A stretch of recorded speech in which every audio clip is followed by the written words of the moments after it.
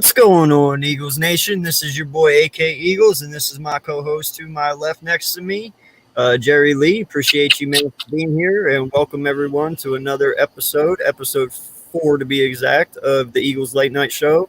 Appreciate everyone that has come out tonight, especially Philly Girl. Appreciate you coming back again. You know, it's been a while. Hope everything's going great for you. What's good, Jinx Wolf? How you doing, my guy? Had a pretty good day. Almost missed my show because I overslept. But I was reaching over at him through the interwebs.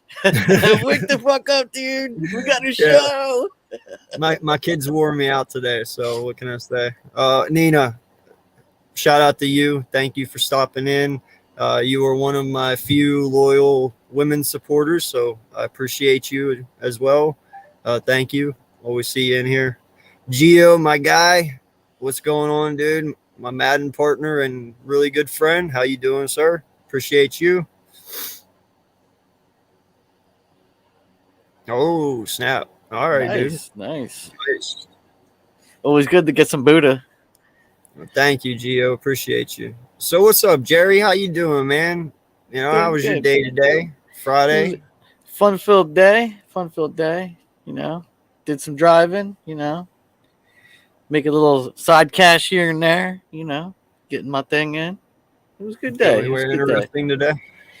I went across the bridge to Philly, dropped a couple people off, you know. Nothing too interesting, but it was still fun. It was a good day. Got my son. That's good. He's ready to rock and roll. Hey, that's important, man. Kids are everything, you know, especially when you got them. So shout out to you, man. Well, listen, you know, we do have a bye week this week, so there's not really much to talk about this week. So, you know, we're just going to start off this by saying, you know, you have seen this team so far, you know, first 11 weeks. So what do you take from it? What kills you? What excites you? You know, just give me a rundown on this team and how you feel leading into next year in these last 4 games, or leading into next year in these last 4 games. Well, I think it looks exciting for next year. I mean, we've got quite a few key pieces. We've got some pieces that we could cut off. The coaching looks like it's turned around on the offensive side. We got a ways to go on the defensive side. I mean, he's been a roller coaster ride this whole time, but I have to give credit where it's due to Nick Sirianni, and it looks like Howie's picks have turned out well through the draft for this. You know, all the picks that I've seen so far are good for this draft, even though they weren't placed where I like them. I think there's a lot we can look forward to, you know, for next year. And finishing out the rest of this year. I mean, we could even possibly be in the playoffs, which I didn't even see. Honestly, I thought we were going to be 7-10 to 10-17. So, I mean, I really think it's better than I thought it was going to be. Now, you know, you've seen it. What side of the ball do you believe needs more help at this point? I mean, they're equal on both sides, you know, in certain positions, I'd say, are equal. But, you know, the more help is definitely on the defensive side for you. Yeah, definitely. I mean, the linebacker squad needs to get deeper. I mean, Davion Taylor looks good, and, you know, Edwards is promising. But, you know, we need to be deeper. And also, Nelson's okay, but I think we can do better. And we need an edge rusher really bad.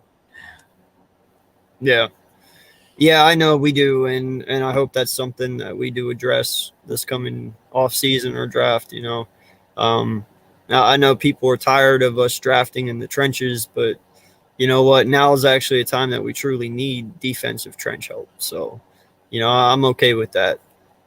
And Jinx, I'm just gonna say this, my guy, you're on your own at this point, man. I got nothing left for you, bro. Just good luck. That's all I can say. You got yourself into it. Get yourself out. I had to. Trust me, I had to plenty of times. Oh, man. Talk about back to the corner. Yo, what's going on, Richie? Thank you, man. And now I'm an artist. That's awesome. The artist known as EUP. Okay, I can dig that. We'll work on that one. How's it Yo, going, man? Jay Milton, what's good, my guy? Appreciate you for coming in, man. You're always here, a loyal subject of mine. So thank you very much, man. Appreciate all you guys. So, these games this weekend. What is the important one that you're interested to see? Well, apparently Dallas and Washington is number one. Yeah. I was kind of hoping for Pittsburgh to win last night's game, but that didn't happen. And it was close, man. That was a good game. That was a good game up to the end. Pittsburgh coming back. Yeah, it was. Yeah, Fryermuth is kicking his ass today. I promise you that. He's probably getting like 5 tubs. Dude, no lie, bro. That's probably the best pass you're gonna get from Big Ben all year long. Like that was a nice tight window. He fit it in there perfectly. Like it was a very catchable ball. You know what I'm saying? So, I mean, trust me, you ain't getting many more from Big Ben like that. So or many quarterbacks. Yeah. Yeah, or I mean that was right there. Can't miss it. I mean, but the defense stood up. What can you do? When somebody swipes it out of your hands, Yeah, no, it was a great play by their safety for sure. It was. Man, now I got to bring up the games real fast because I had some questions on some, but now I forget. So coming off the bye week this week and going into the Washington game this weekend, well, this upcoming weekend, what do you want to see the most of? And what is acceptable in your eyes for having a bye week and unacceptable in your eyes for having a bye week? Well, what's good? First off, is we're gonna get healthy. That's a good thing. We get our players back on the field. With Jordan Howard. The return of Jordan Howard is very important for our team.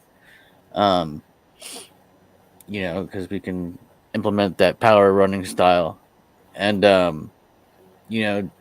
Kel's getting healthy too. That's important. I don't know if he's going to make it back for the next game or not, but because he was put in a knee brace. I don't know if you knew that or not. No. Yeah. They put him in a knee brace after the game. Getting all our players back is number one. But for games, of course, we want certain NFC teams to lose. I mean, I don't want to even look at it like that. Like I want us to win out the rest of the season. So we're not depending on any other team. Yeah. Yeah, because, I mean, the last thing you want is to be the Giants from last year. Have somebody else do your dirty work for you, and then when it doesn't happen, you get all, like, bummed out. Yeah, pissy about it. Yeah, that's stupid. Yeah. Their fans are just stupid for doing that, number one. You don't depend on somebody else. Deal with our stuff. Yeah. Yeah, sure. Like I don't care about Dallas winning. I will never root for Dallas, but if Dallas does win, or I'm sorry, if Washington wins, they have a 70% chance of getting into the playoffs and giving us a 30% chance of getting in the playoffs. But we should have won the Giants game. We should have won that game. That's Hurt's fault. Well, a lot of it is. Yeah, no, I know. And I made the stat up a while back. Well, I didn't make it up. It's true. But, the only other quarterback to do that was Randall Cunningham in 1990, his first year. So, I mean, it happens. Dak's thrown a couple 3 interception games and 0 touchdowns. It happens. So, I'm not one to just jump off of the bridge right there on the spot. But, I understand people's frustrations. So. Yeah. I mean, I'm not like hateful towards the guy or nothing, but we can't have that. Yeah. Jay, AK, how did your wife feel about the game last night? Did she watch till the end? Yeah, dude, she actually did. She wasn't watching the beginning. She was laying down with the kids and stuff, and she came out while I was live and sat next to me. She's like, "How's it looking?" I was like, "Oh, it's 23-0. You probably don't want to watch." And at that time, you didn't want to. And she's like, "Oh, hell." I was like, yeah. She's like, that's not good. I'm like, nope. So she did go back in and watch after she left here. And, it turned out to be a great game. And it all happened after I went live, which was even cooler because, that doesn't happen to me very often. So, it is what it is. But no, she was extremely excited, heartbroken, obviously, but she was definitely excited to see her team battle back like that. I kind of knew it was coming though, dude, because that's what Pittsburgh is. I mean, I've had to live watching Pittsburgh for the last 10 years because of her. I have to do it. She watches my games. I watch hers. But, and I even root for them because she roots for mine. It's just a, you know, agreement we both have. So there isn't no hostility in the house. But the one thing I've learned over the last 10 years of watching them is Pittsburgh has always been a second half team. You don't count them out until after they come out at halftime and you see what they look like. Yeah. This team has always came back from behind. Always. And Ben Roethlisberger's a beast. Well, he's always been a beast. I mean, as of lately, he's kind of regressed of age, but he's been battle tested, dude, and proven. That guy's won some amazing games. He's got a ring. You know what I mean? Yeah, plenty to prove. Well, he's gonna get a yellow jacket for sure. Oh yeah, for sure. I mean, granted, would he probably be a little bit more solidified if he had one more? Yeah, but I mean, you can't at all look over what that man has done. How many rings does he have? One. He won one and lost one. He lost to Green Bay in 2014, right? 13. That was Aaron Rodgers, right? To Aaron Rodgers, and then he won in 2005. Was it one of those? Or when he was young. So, yeah, he only has one. He should have three. No lie, he should have three. There is no ifs, ands, or buts. I mean, when you have Ben, Bell, and Brown, like there's no reason to not have three. They have had plenty of opportunities. Hell, they made the playoffs damn near every year, and they made it to the championship game almost every year. But they always could not get past that little hump right there to get back, and I don't know why, but yeah, he should have at least had three. Yeah, they're a powerhouse. Will hurt him. How about you? You think those little bits there will hurt him? Just a little bit. Those losses. Oh yeah. Yeah. But he'll still get the jacket for all he's done, though. Yeah, for sure. But I think if he would have had three, though, he's a first round easily. Yeah, I mean, dude, they wouldn't even second guess or wait. You know what I mean? Like after his retirement, a year or so, he'd have probably got in it with the three. But he got to wait now. So get in line. No, but all in all, man, he has not had a bad career. And to be honest, I didn't even know really who he was when he came out, because I believe when he came out in the NFL, I was only like 13 or 14 at the time. This was back in 2002, I think they got him. So I was 16. Sorry, I was 16. So I didn't really care about the Steelers then because I wasn't married to her at that time. But I don't think he was that big of a prospect, though, coming out anyway. Just thinking back, I might be wrong on that. He might have actually been high on the draft boards. I don't know, but no, they really lucked out with Ben, man. He has had a very, very good career. There was times I questioned that man's intelligence, like riding a fucking motorcycle without a helmet when you're a fucking star quarterback, and he did that young. He laid his bike over and had that head injury and stuff. Remember that? Like, dude, you're a quarterback. It made him stupid. The one thing you should be protecting is your head, like. Yeah, it definitely made him stupid. He had some kind of thing with a girl, too, or something. He was like blamed for rape or something. Yeah, after he got in that accident. Messed up his head. I don't understand it with some of these athletes getting paid so much money and messing it all up, What's going on, Coach? Yeah, no, I feel you, bro. I do. And, Yeah, Richie. That's one thing I said last night to Ange after the game and after my live stream. I was like, man, I said I would fucking love to have Claypool on this team right now, and we could have had him, but Claypool's a fucking monster, man. He is And when this good. kid gets a younger quarterback with a cannon of an arm again, and not just some old dude with crutches and a broken arm, he's going to be a lot bigger threat for sure. Like Claypool's a monster, man. Yeah. Yeah. Yeah, man. Who's I don't know. They're going to be in the carousel soon. You know what I mean? Pittsburgh after Ben goes. I don't know what they're going to do. But, they've always had good coaches, too, for the longest time. I mean, yeah, Tomlin, he's always good, man. And they had Cowher before, right? Coach Cowher. yep. Bill Cowher, yeah. They've Two had really three good coaches in the last 30 years. It's insane, dude. It's So insane. yeah, it's. I mean, I think Tomlin's on his 17th season there. If It's I'm been a not long mistaken. time. Yeah, like he's been there as long as Big Ben. So, it's definitely crazy. Now, I will say this after how do you feel about that one? Do you think Tomlin's on the hot seat? I mean, granted, they have not had losing seasons, but this is a pretty bad year for him.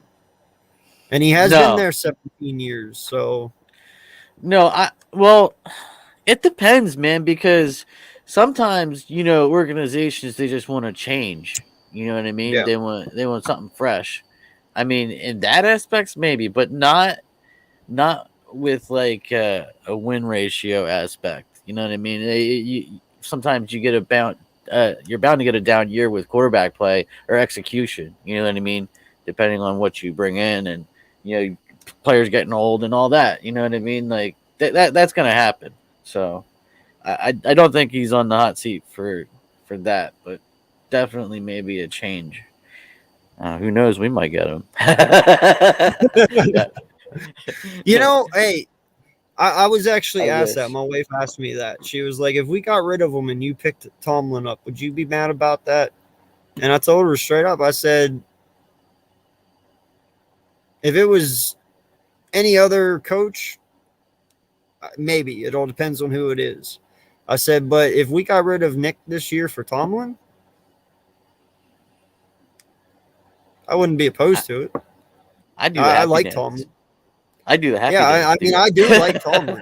Don't get me He's wrong. a I really great like coach. Tomlin. Yeah. Woo. But, I don't. That would be the biggest fucking miracle ever. Like, no lie. There's no way. The odds of that even happening are like, you might as well just play the lottery. You know what I Slim to mean? none, bro. Yeah. Slim to none. But No, I mean, Jinx, you don't want me he's as the proven. QB, bro. Yeah, you don't want me as the QB, bro, because you'd just be getting another Jalen Hurts, a dude that runs. Oh my god! Like, hey, I can throw a football, but you might only get the same amount of distance as Hurts. But You might be I throwing it at the definitely guy would. coming after you. Get away from me! Oh, I'd be pulling the longest yard. One bad call, bro. As soon as the ref lines up in front of me, it's going right to his nutsack. Right to his nutsack. Like, what was that? Wet Willie.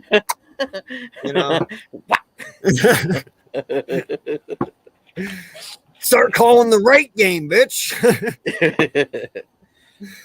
No, I appreciate that though, man. I would love to have his money. It's 500,000 he gets. Still, it's 500K. I'd take it. It's my QB, man. I don't know. Chat. There is 8 of you in here, and let's all answer Richie's question real fast. If Tomlin is out in Pittsburgh at the end of this year, just by shit coincidence, that it happens. I don't think it will, but if it does, would you guys be okay to get him in here over Nick? Ding, ding, ding, ding, ding. I would. Yeah, I know you would. And there's a part of me, though, like I do see Nick's progression. I do see him taking the steps he needs to become a better head coach. And trust me, that takes a lot more time because there's a huge difference between offensive coordinator and head coach. Huge difference, you know. But I do like his progression that he is making. But man, Tomlin, he's I don't know, man. Tomlin just seems like he's on a whole different level. Dude, he's a winner right out the gate. I mean, there's no having to figure it out. You know what I mean? There's no figuring it out. He knows it. I mean, dude, you know what you get when you get Tomlin. He's hard nosed. You know what I mean? He's gonna bring you. He's gonna bring you championships. You know, you're gonna be a winning team for sure. And you know what? Even though he is a offensive minded head coach, he makes really good defenses. Yeah. Like Pittsburgh has always had a good defense, no doubt. I mean, even this year. Well, that's because of some of the pieces that they've lost. But I mean, dude, T.J. Watt, shit. Yeah, he's amazing. Yeah, he is amazing. He's 16 sacks this year already. It's just incredible.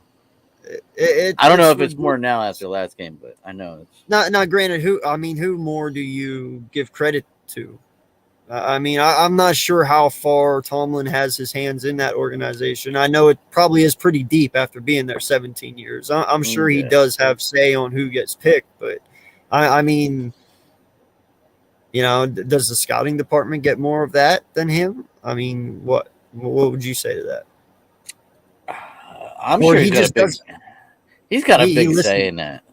Yeah, but he listens, unlike other people, you know. Yeah, of course. I'm sure they all have input. I mean, I don't know how their organizations ran, but I would imagine someone his caliber being there for so long would definitely have some pull. You know what I mean? Like, there's got to be influence there. Absolutely. Well, I need this piece. I need this piece. You know what I mean? Let's figure this out. Yeah. Yeah. And no jinx. I will not imagine that because I don't want to have nightmares. But that's why I said I'd run. I'm not passing. Like, my legs will get me out of anything, and I know that. But yeah, there's no way I'm standing in a pocket with fucking Aaron Donald in front of me. No way. No. Like, you'd have to be insane to do that, and that's why these guys are insane because they do it. Like, it's crazy, man. Yeah. So Jay feels the same way. He's like, hey, sorry, he'd like to keep him, but Tomlin would be my coach, no doubt. Yeah, man. It's just something about him. I don't know. You know, strong. He really. He really has a way with his players. They respect him. You don't hear shit out of Pittsburgh. He reminds me of Deuce. Like Deuce's kind of personality. Yeah. A little bit, yeah. But I mean, he keeps a lot of his shit in-house, though, and that's what I really like about him. You don't hear much about Pittsburgh. Not a lot escapes. Nope. I mean, you had the AB thing and the Bell thing, but I just believe big mouth, though. Babies. They were being babies because I mean, if you look at the players that have came out of there and all the greats, I mean, it's obvious they know what they're doing. And granted, Tomlin does not get all that credit. He has developed a great coaching staff in Pittsburgh, a great coaching staff. But that's why I say I'd take him too, because maybe some of them would follow him here. Yeah. We definitely need to next year. We need to get some older coaches here. You know, someone to show these guys the ropes a little bit. At least Moorhead's got to go. That guy sucks. You know? No, you know that's Gio tugging on my heartstrings, man, because he fucking plays Madden with me every fucking day, so he knows how I feel about Lovie Smith. I would so take Lovie Smith. I was so for getting him here this offseason before he went to the Texans as a DC. I wanted Lovie Smith as our head coach because I truly think Lovie Smith could turn our defense around.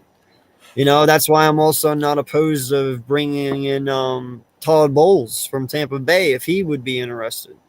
Because I just feel we've had offensive coaches for far too long. It's time we switch things up a little bit, and it's time we focus more on our defense again. You know, defense wins championships. I get it. Everybody wants to score points, but you know what? That's the beauty of it. with a defensive head coach, you just hand that shit all to the offensive coordinator and say, take it.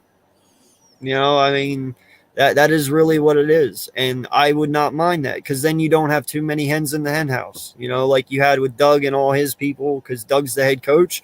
He wants it ran a specific way. He's an offensive coordinator. So you're going to have button heads. Same with Nick. He's an offensive head coach.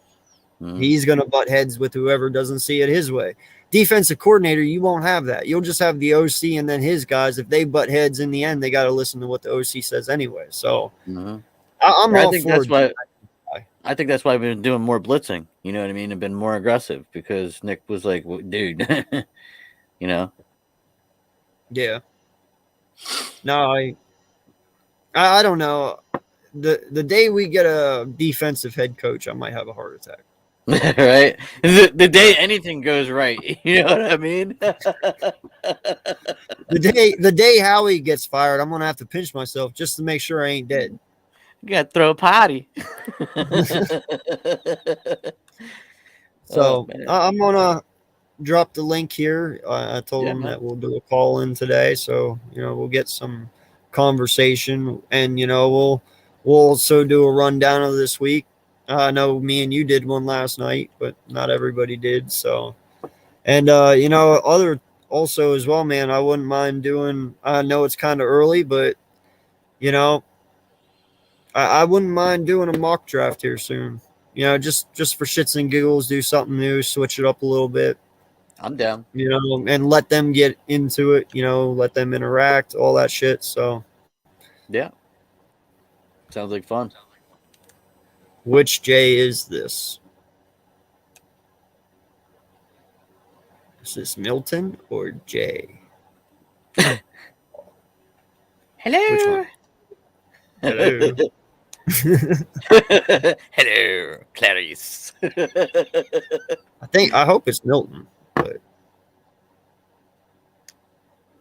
well, we'll let you sit there for a second. If you decide to say something, grace us with your presence. If not, well, come back in, because we can't hear you, honestly. So, yeah, man. Let's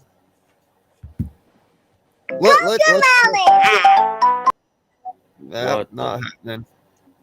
Not happening. Deal with that shit all day long. Nope. I get away from it on here. You ain't bringing Cocoa Melon on here, man. So the link is in the chat, right? Yep. If anybody wants to come on and talk a little bit, bullshit, you know, that's what we're here for. Come on in. So I know we don't like to talk about Dallas that much, okay? But I'm not gonna lie. This game this weekend against Dallas and Washington, well, it's not important per se for us on the Dallas aspect as it is the Washington one. You know, I would love Dallas to lose, don't get me wrong. I mean, I'm all for that.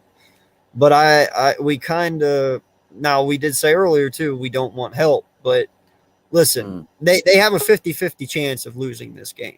Yeah. Both of them. There he is. Okay? Because Washington is on a very good 4-game win streak. They got a lot of momentum, and they believe in Taylor Heineke, you know, and we just all know what Dallas is. So, yeah, I give them 50-50 chance here, you know, but in my opinion, no, I'd rather see Washington lose, and that's one, because of my brother.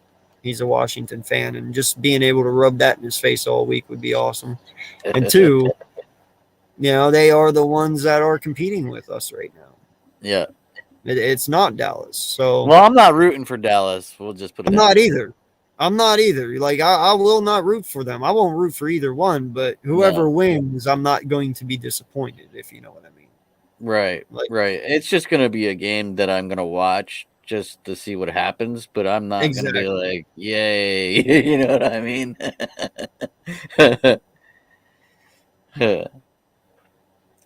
So what's up, Big Play? What's going on, man?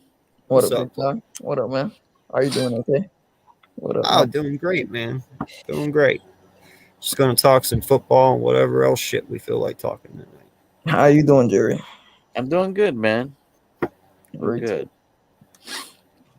Kind of a little depressed about the bye. I'd like to watch some more Eagles football, but that's okay.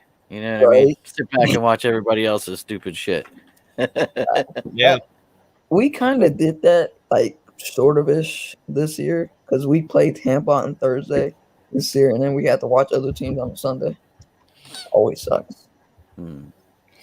Yeah, I don't like bye weeks, man. I really don't, because it really doesn't give us much to talk about this week. I mean, we can talk about Jordan Howard, you know, and hopefully he comes back. We can talk about Miles and these injuries, but you know, there's really not a team that we can talk about and just sit here and bullshit for hours. You know, there's really nothing. We just literally have other teams to talk about. That's the only boring part about the bye week.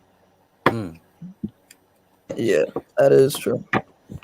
Yeah, I mean, besides us getting healthy and all that, and you know, getting back out on the field and you know, playing Washington when we get back, you know, I mean, so what do you think? You think what will be better if Washington loses and we play them, or if they win and we play them? Which will be better? Oh, I think if they lose, Of course, it would be. Yeah, I wasn't gonna stream that game, Jay. I just feel like that game was just too boring to stream. Too boring. All you I'm did is hype this team up all year long, my guy. What are you talking That's about? my How's it team. boring? No, it's not even that, AK. It's just that the team we're facing. LeBron Zarelli.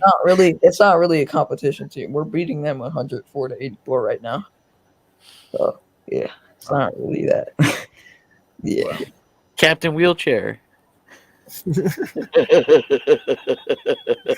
Hey, don't hate. I don't hate. I know. Just tease. No, it is funny though, man. Like, I don't know, man. I've never been a huge LeBron fan. Slay knows that. I don't disrespect him because you know, man can play ball, but I don't know. I don't know if it's how he carries himself. I don't know if it's his attitude or just that literally he's like everybody thinks he's like the God's gift to man or some shit. I don't know, but He has a weird personality. He has a really weird personality. Like he's a goober. When you think about people's personalities, that dude's personality is so weird. Like, I don't know, man. There's never going to be a player like LeBron James ever again. I don't think so. what?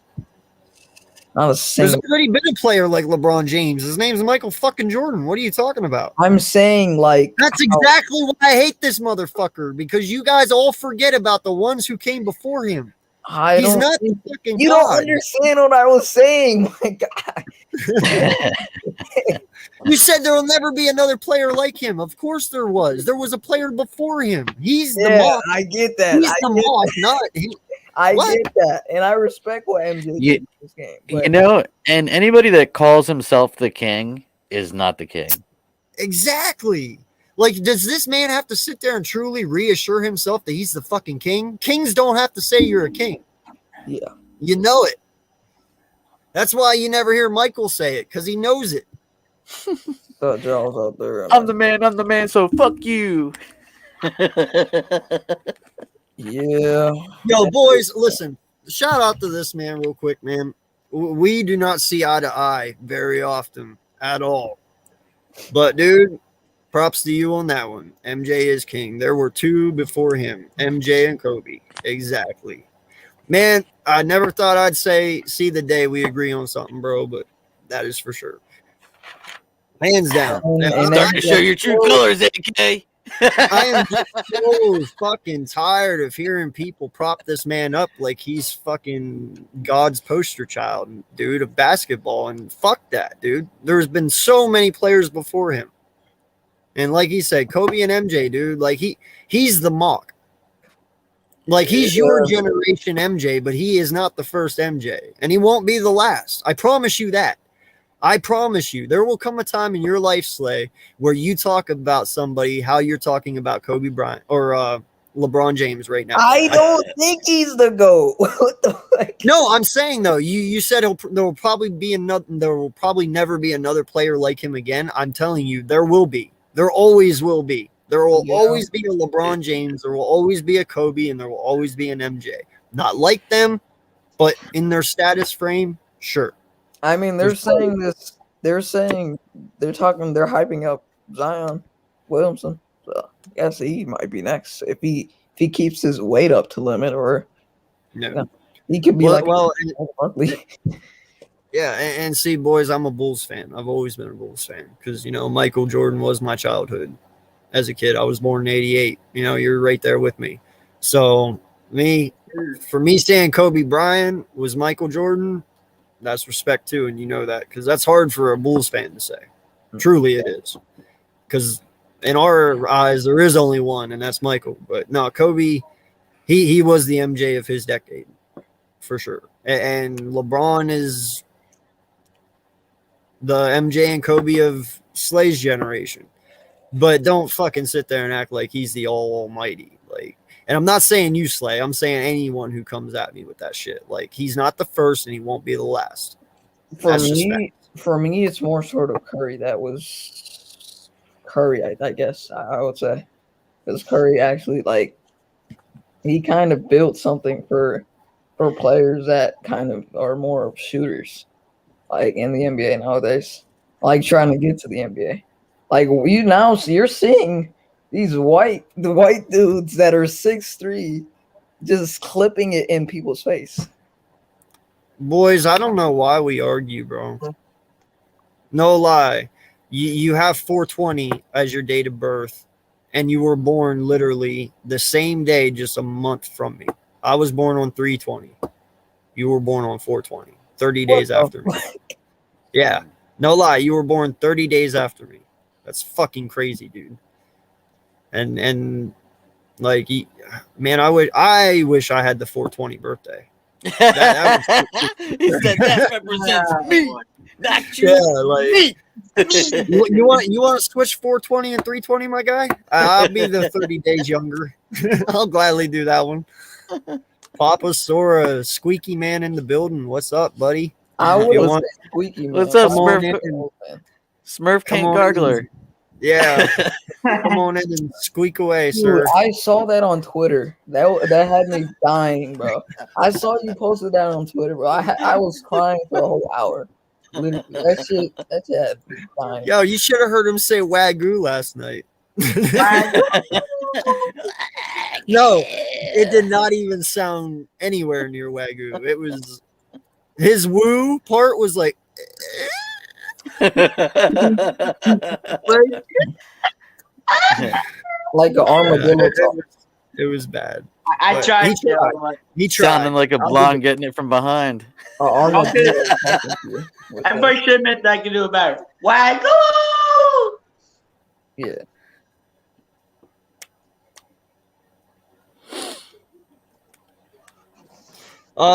First off, my guy, I got a big boy job too. It's just what my job doesn't know won't hurt him. There's ways around being a pothead and having a really good job. Yeah. Now, granted, I'm probably going to get fired Monday morning if my boss calls out. I'm just saying, though. Fucking social media. There's ways around it. But yeah, boys, if you want, man, come on in. We can talk some football this week. There's plenty of games we can talk there about. He is. My target. There's the two Mike man himself, Papa Sora. Yeah, boys, you can come in and talk football. We got a lot. I'd like to hear your opinion on your Cowboys Washington game. Almost said Redskins. Almost. But is your voice still dead? Talk. Cannabis dealer's license? Just say one word. Hi. I get you, buddy. Yeah, that one. I just have to whisper and I can sound somewhat normal. Yeah. Well, any other job, I would understand fucking around with that, but not CDL. So props to you, man. CDL is a cannabis dealer license. I like that, Jerry. I like that. Hey, you never know. He might be the one driving the cannabis. What up, Jay? What up, Pop? What up? What's going on? What's going on? Sounds good, bud. Yo, what's going on, Milton? What's going on, Papa? You can talk, bro. I ain't gonna make fun. Same. What's going on? NBLSG. And you literally just said his last name. I found a loophole. I I've just need never a heard whisper. someone do that. Wait, what? If I whisper, I can talk somewhat normally. Yeah, don't talk to my mom like that. Hey, how you doing, little mama? Let me whisper in here. Welcome to the ASMR stream. Yeah, you should do. Hey, you should do a whole podcast and just call it the Whisper Podcast. Right? Wake You up. know what's hilarious? People do that in real life. I know. it's funny. I don't know, man. I don't think I could whisper the whole time. That would get quite annoying very fast. Fucking try me, bitch. I'm gonna I do know it where out of you spite. live. No, you don't. Yes, I do. We talked about this. Fuck. Yeah, but you also know that I'm loaded. With It's okay. firearms that is not money. That's what alligators are for. Bitch, you make it don't seem like I don't know how to tame an alligator. I'm in that fucking bayou. True that. So yeah, let's talk football instead of bayou and alligators. The bayou. I mean, technically, the bayou is football. If you think Yo, that I won't with lie, LSU. I will not lie though, bro. I just got done watching the Tiger King because my wife finally got me to do it. They're bugging the shit out of me for so long. No lie, bro. I think Did it hurt? lost. I think I lost so many brain cells. Like I'm negative 40 under retarded after watching that shit. Damn. It made you much stupider, huh? Yo, negative 40 under retarded is my IQ after that. I'm telling you, that is the dumbest fucking show. And I get why people watch it. I do. Because you don't think that nothing out there in this world is like that. Like, this is not real. This can't be fucking real. Oh, it's real. It's totally real, and it's fucking mind-blowing. Carol Baskins. People are really that ridiculous. Oh, my God. Lakers are a retirement home slide. Like, no That's- lie, Papa. He's not related to you, is he?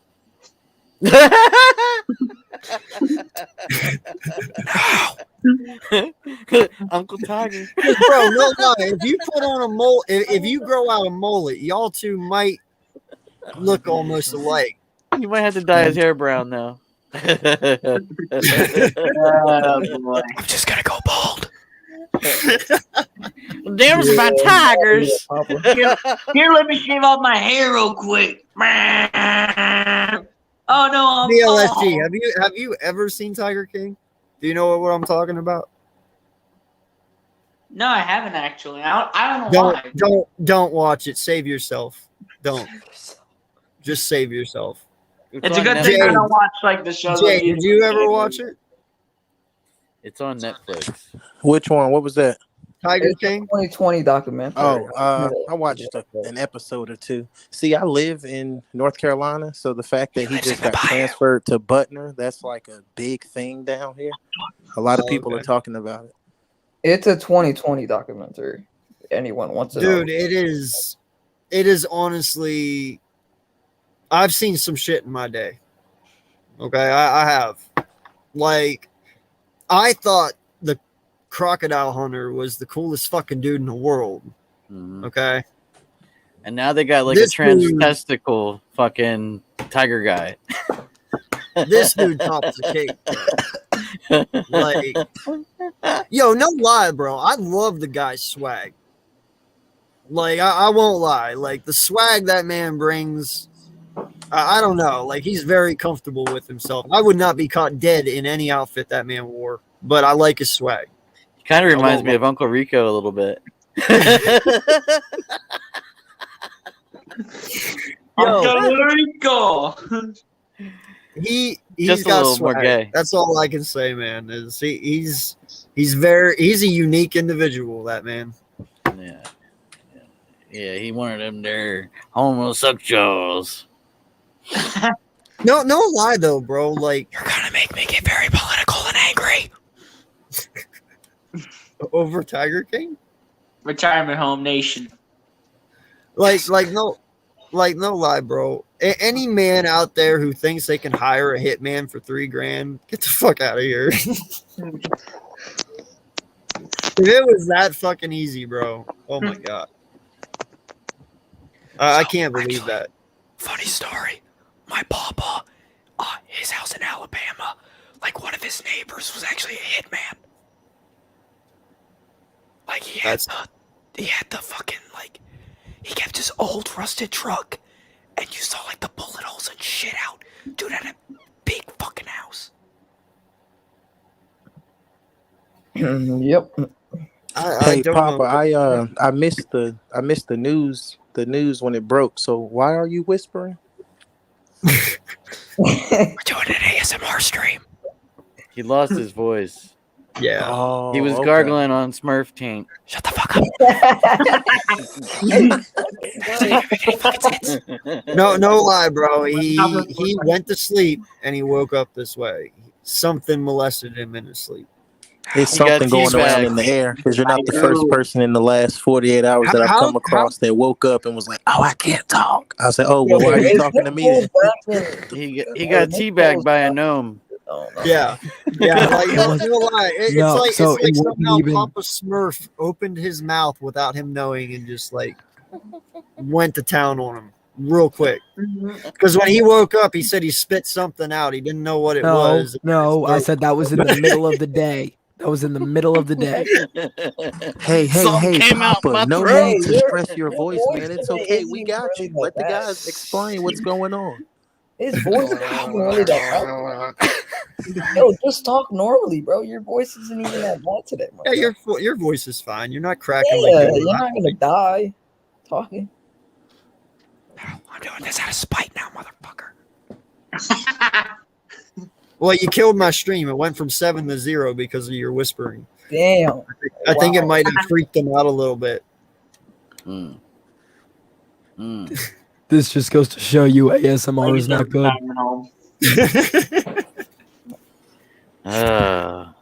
Oh man. No. Attack of the Taint. Retirement Home Nation, right? What in darnation? Man, I'm telling you. It's a real boring night tonight, sorry. It's all So right, man. let's talk about some of these games coming up here in 2 days. Mm-hmm. Well, we've got some good ones this weekend. You know, like for instance, the first one I'll bring up. You got the Ravens and the Browns. Mm-hmm. Okay. Interdivision game. You know, they play each other twice a year. The Browns, their defense is good, but some people question Baker Mayfield.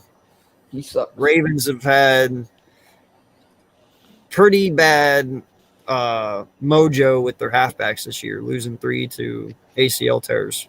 They might as well just change their name to a Seal Tari. One of them being former Ohio State Buckeye J.K. Dobbins. Yeah. Change their name to the Philadelphia Eagles. One was Dobbins. One was Edwards. Gus Edwards. Who was the other one? No, I think it was It was Gus Edwards, J.K. Dobbins. Latavius and Williams, right? Williams. Williams. Yeah. It wasn't Latavius Murray. He's still. Williams. It's got to be Williams, though. It was the Yeah, he was a rookie from either this year or last year, I think. Oh, okay. Wait, hold on. I'll check. No, you're right. Me and you were right, Slay. It's Williams. I just don't know. He's definitely either a rookie this year or he was one last year. Yeah, But no, I think you're talking about Dobbins. That was a rookie from last year. no, I know Dobbins was a rookie from last year, but Williams, maybe he wasn't. Maybe he is a vet. I don't know, but Oh, I know what you're talking about. I think it was I don't remember his first name, but it has to have been Williams or something. yeah. It's something T. Williams, whatever the heck his first name is. So, what do you guys think about this game? It is at the Browns. You know, Lamar Jackson is 5-1 against Baker Mayfield. in his career so far. Mm-hmm. So, I mean, he does have his number. Ravens are 8-6, and the Browns are 6-6. So, how you guys feel about this game, and what do you think the final outcome of this game is going to be? Well, the Browns are going to win because their defense has figured out the key from Miami to cage up, Lamar Jackson. So I think the Browns are going to win this one. It's going to be like 20, I don't know. No, 31-21. So they would by 10? Yeah. Okay. Slay? Give me the yeah. I just heard that voice crack. I was exhaling. No, my excuse is I was fucking exhaling, my guy. And And they dropped. I got the Ravens. I got the Ravens in this game. It's a division game, so it's probably going to be a sluggish game. Because both offenses right now are kind of getting shattered, if I would say, because the Browns' offense, other than their running backs, really it's terrible.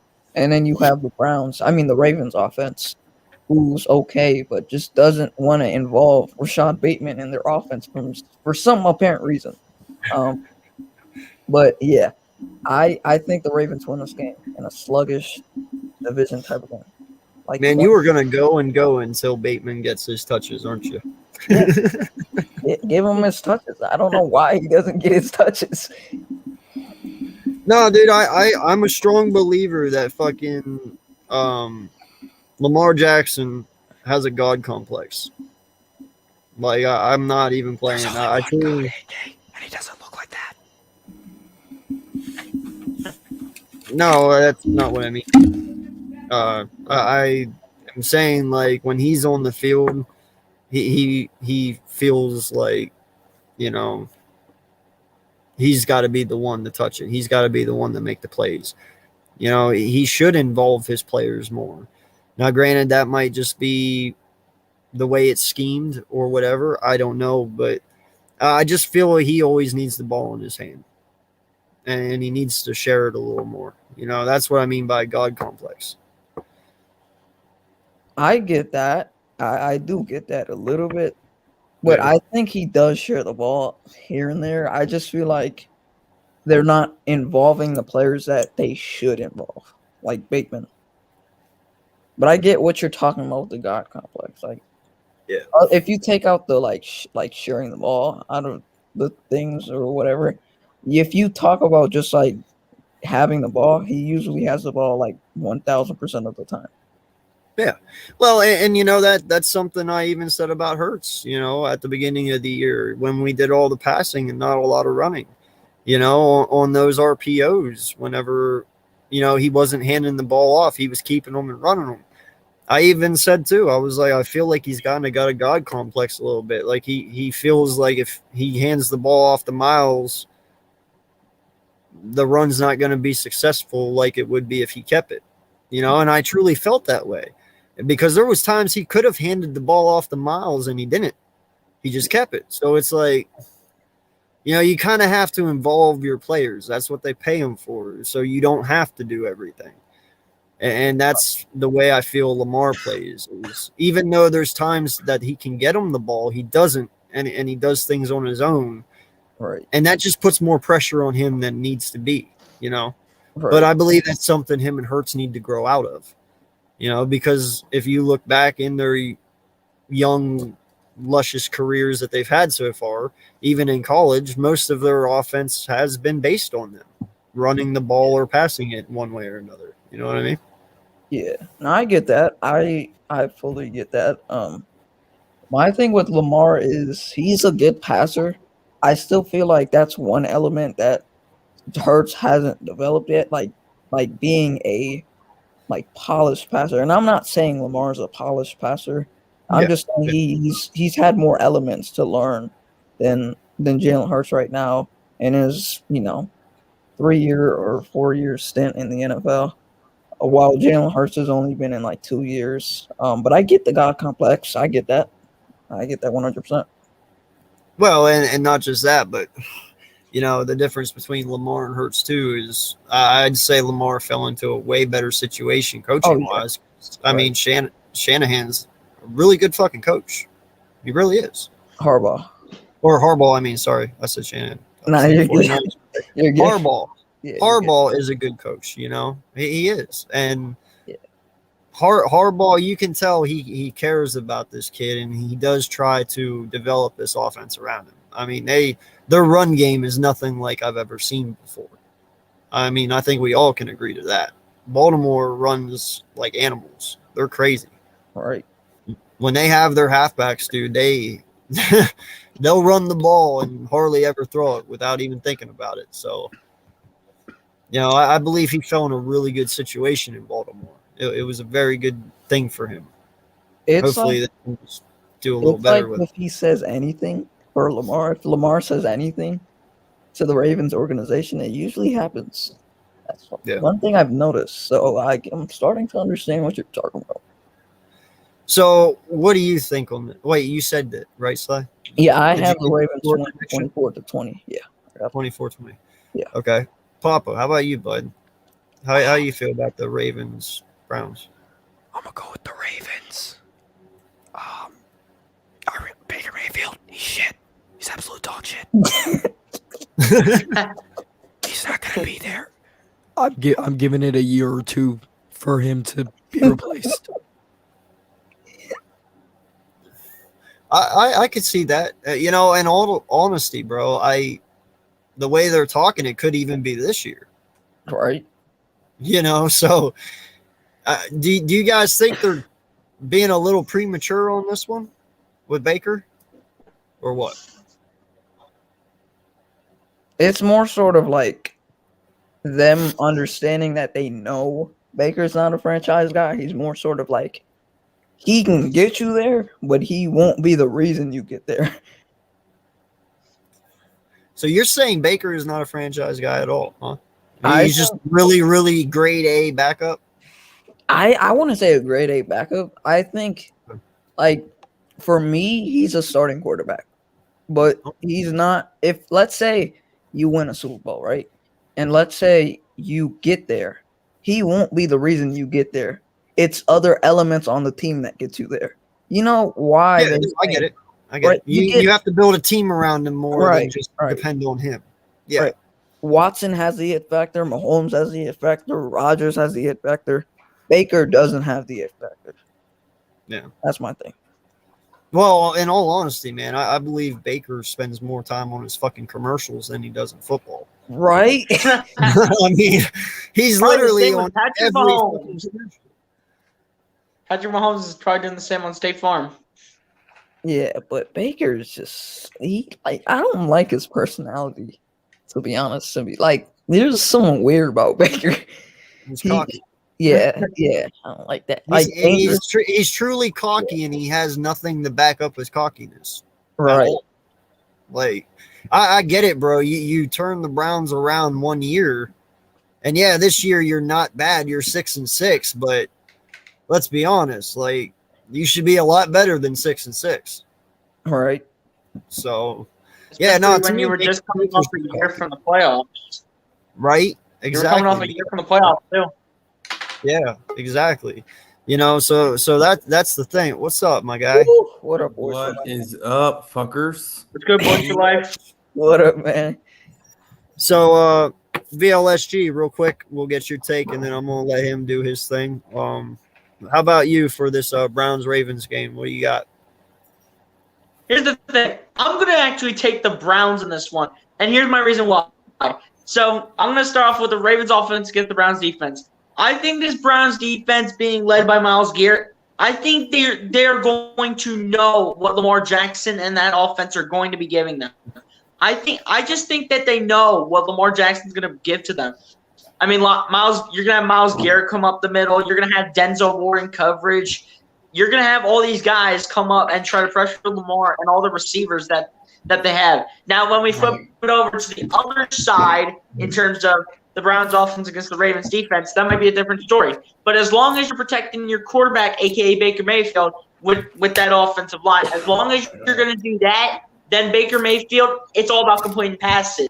And if you're going to hand it off to the running back, it's all about getting positive yardage for your running backs, whether if it's Nick Chubb or Kareem Hunt or Dearness Johnson, whether if it's one of those guys. It's all about protecting your quarterback and giving him enough time to make a decision. So I'm going to say that the Browns end up winning this game, and I'm going to go and say that the Browns win it 24-17. Okay. All right, boys. Real quick before you go on your Washington Cowboy tantrum here, what's your take on the Browns-Ravens game real fast for you?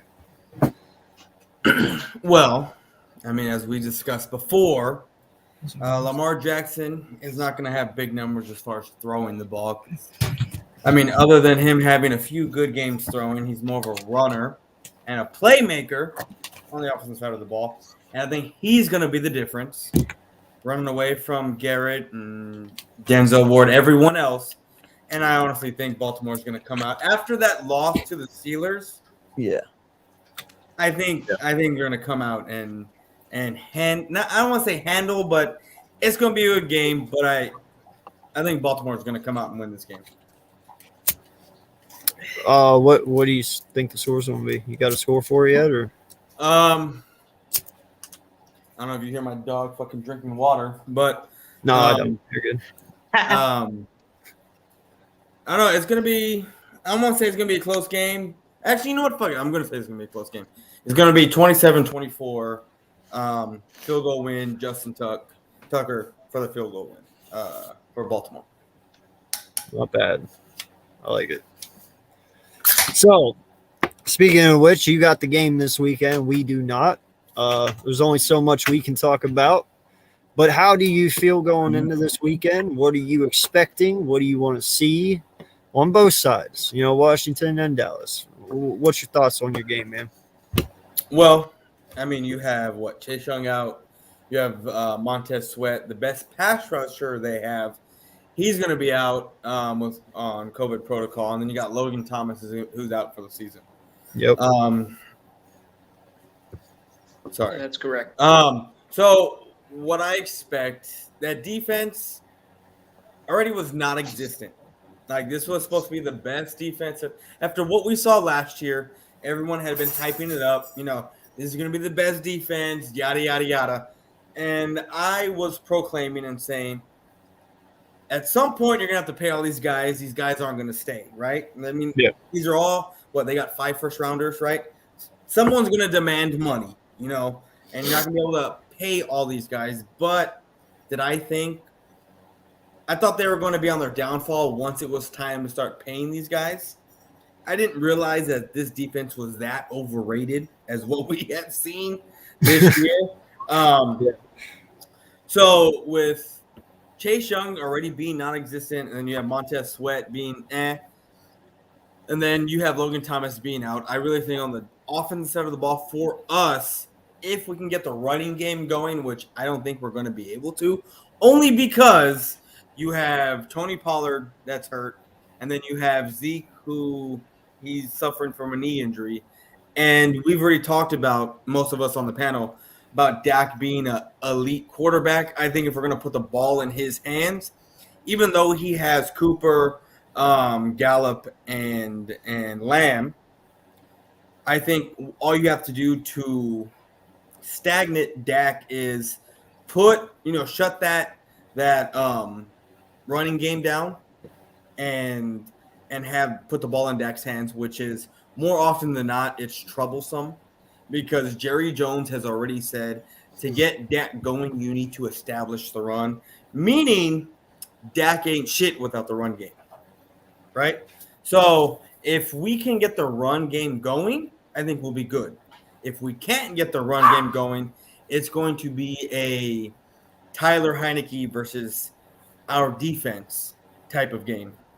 And I think our defense can shut down that offense. So I honestly, if we can get that run game going, I think it's going to be a very, very close fought game. Yeah, no, it's I gonna like be that. it's gonna be a touchdown difference. Which, I like that. Which I do. I'm gonna, of course, I'm gonna pick my Cowboys, but it's gonna be a very close game. Yeah, no, I might lean towards Washington a little more, like you said, if they did have Logan Thomas. But dude, that is a huge break for them. Not having Logan Thomas is I just dropped him in that league, by the way. I Yeah. just dropped Logan Thomas because I just did not know that he was out for the entire year. yeah. He's done. He tore his When they were talking ACL. about ACL tears. When they're talking about ACL tears, I was like, he's done. Like it was not a surprise. Well, he did both. He did his MCL and his ACL. He did both. He Carson Wentz it. He tore both of them. Give me 1 second. Yeah. So I will say, that is the one thing I agree with you boys. I've always said about Dak. If you take his run game away and you put pressure in his face and put it on him, he tends to collapse. I mean, I do agree with you on that. I believe that Washington's defense has been playing better without Chase Young and Sweat. I believe they're on a 4-game win streak right now, so they got a lot of momentum coming in this game. And you guys are coming off your win from last week. Do you feel this is a trap game at all for you guys in any way? No, because no division game should ever be a trap game, especially in the NFC East. No game I know I kept hearing trap game between y'all and the Giants, but why? I mean, it's the NFC East. Everyone plays. It's weird because within our division, we play each other the toughest. So yeah, there's no trap game in a divisional game, especially in our division, because I mean, aside from the fact that we are the only division with a Super Bowl ring on every finger, Mm-hmm. Other than that, somehow you can have a 2 and whatever, how many losses team, 2-12 loss team, and you can have a 13-1 win team, but somehow when we play each other, it's the fucking toughest game of the season. Oh, for sure. In the division. Our records reset when we play each other. Yeah, exactly. It's 0-0 all the time. And to be honest, I mean, let's face it.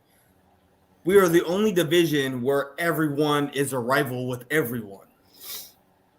You're rivals with the Giants. You're rivals with Washington. You're rivals with us. We're rivals with y'all. We're rivals with Washington and the Giants, and vice versa with the Giants and Washington.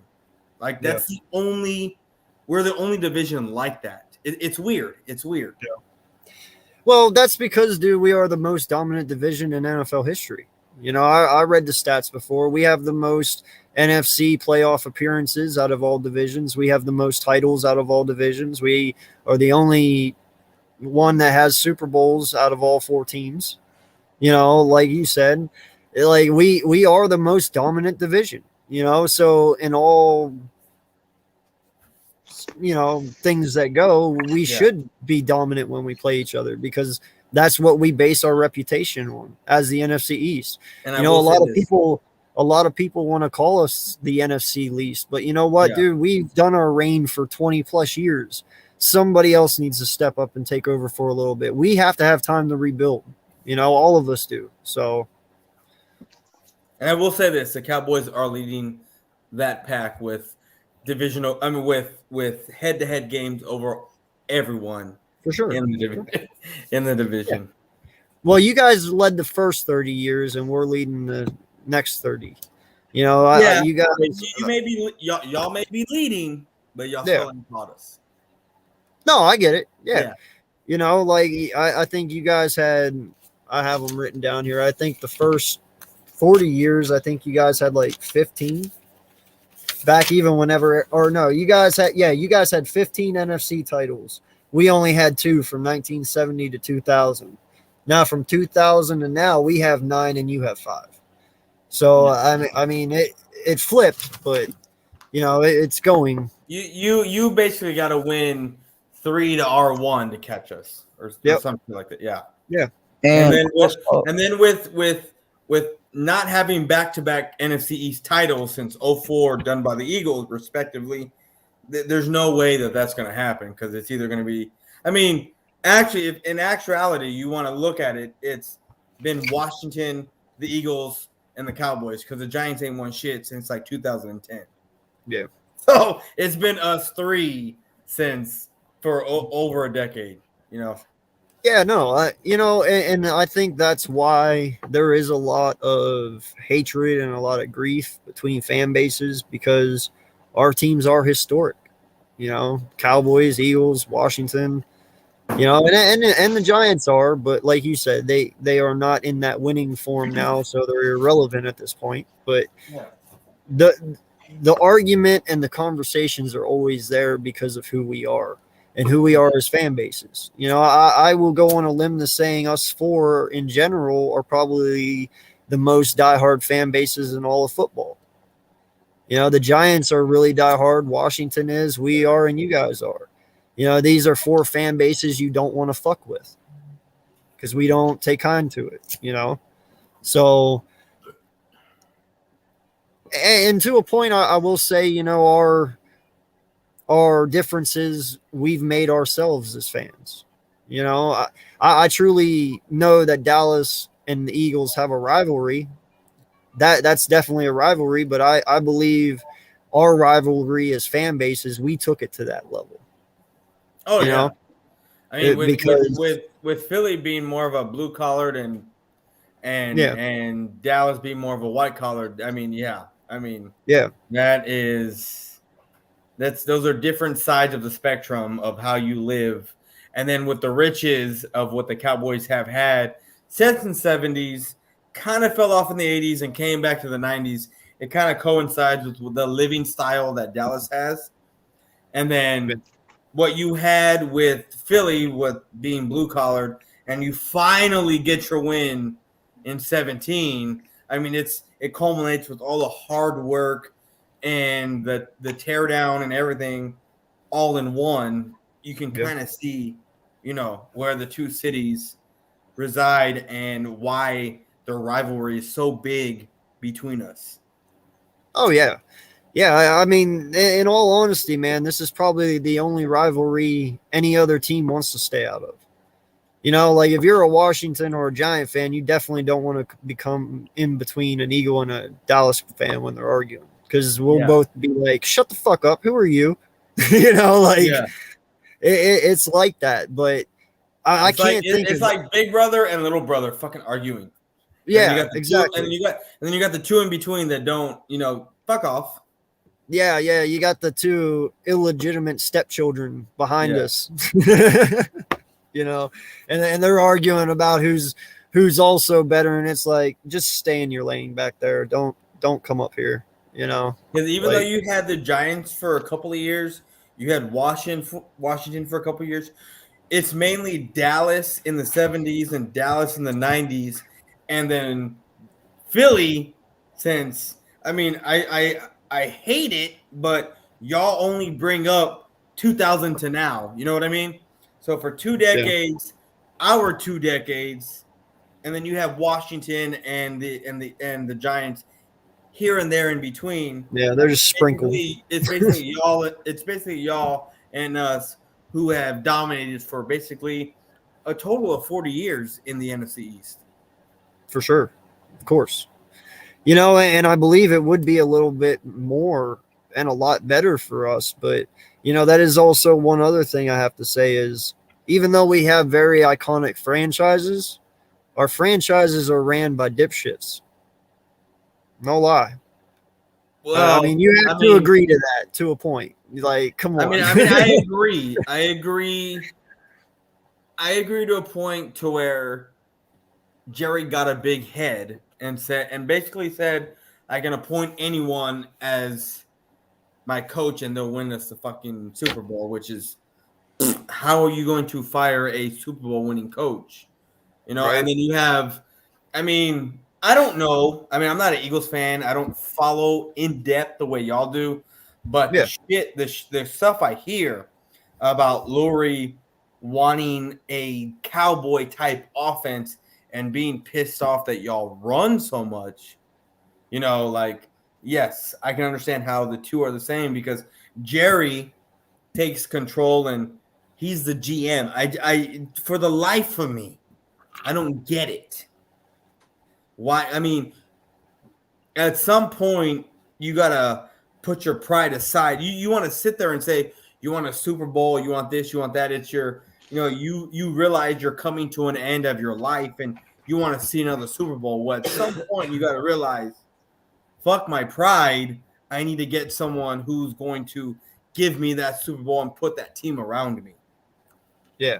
And then you have Lurie, who is, from what I hear from y'all, controlling basically everything that's going on as far as run, pass. I want a cowboy offense, a high-powered offense, which y'all can be there if you have the correct quarterback who can stand in the pocket and throw and not take off running every play, or that offense has to be predicated around an RPO, a run from Hurts. Go ahead, Slay. I saw you on mute. What I was gonna say was I have a question for you, Uncensored. Okay. Now, do you think Lurie being so, like, you know what Boys for Life said, being such a big, like, huge, major guy in this, like, organization, do you think he's making Howie look bad for some of the things that he's done over the years? And it's not Howie, it's more sort of Lurie controlling this team and controlling what Howie does and not letting Howie run the team. To be honest, Slay, the way I look at our organization is they both have a negative effect on each other. Take two negative magnets and try and put them together. What happens? You can't do it. They separate. They always force away from each other. All right. That's the way I feel Howie Roseman and Jeffrey Lurie's relationship is, because I believe there's things Jeff does that puts Howie in that spot, and I believe there's things Howie does that puts Jeff in that spot. But it's a give and take relationship between them. I mean, we've seen it. They've been together 20 years, you know. They're like father and son to a point, you know, and I know as a father and son, because I am a father, there's certain shit you'll take from somebody who you believe is your son or who is your son rather than somebody who isn't. You know what I mean? So I believe they both have a negative effect on each other, and that's why I do want Howie gone, because he needs somebody who's going to walk in his office, smack him in the face, and be like, bro, you're fucking up. Stop. Yeah. To where Howie ain't going to do that. You know, Howie's going to be like, yep, okay, I got you, man. You know? Do y'all feel, this is for everyone that's an Eagles fan here. Do y'all feel that with Howie Roseman winning y'all the Super Bowl, and when I mean winning y'all, putting the team in place in 2017, that he bought himself a lot more time than what he should have? Do you mean up till now? No, I mean, like, do you think? Well, or I even guess longer. Do you think that him winning, him putting the team together to win the Super Bowl bought him basically another 20 years? Because until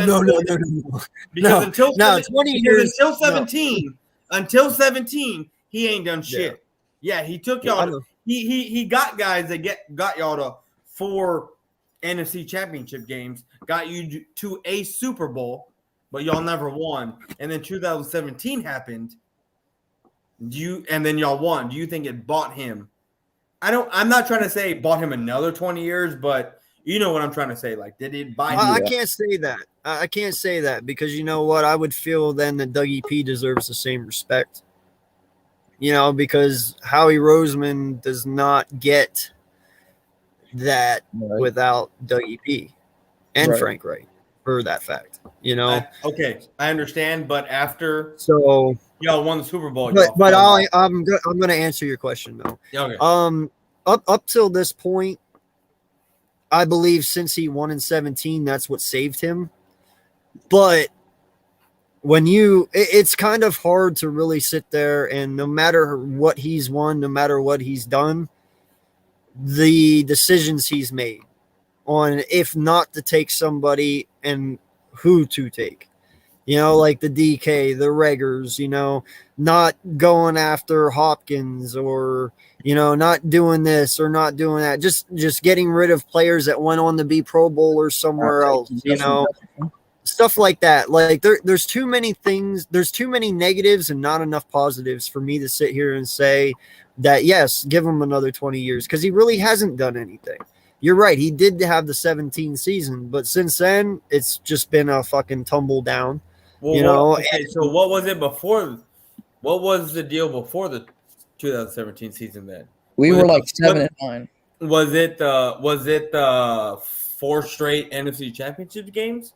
Was it the 1 Super Bowl appearance that y'all lost?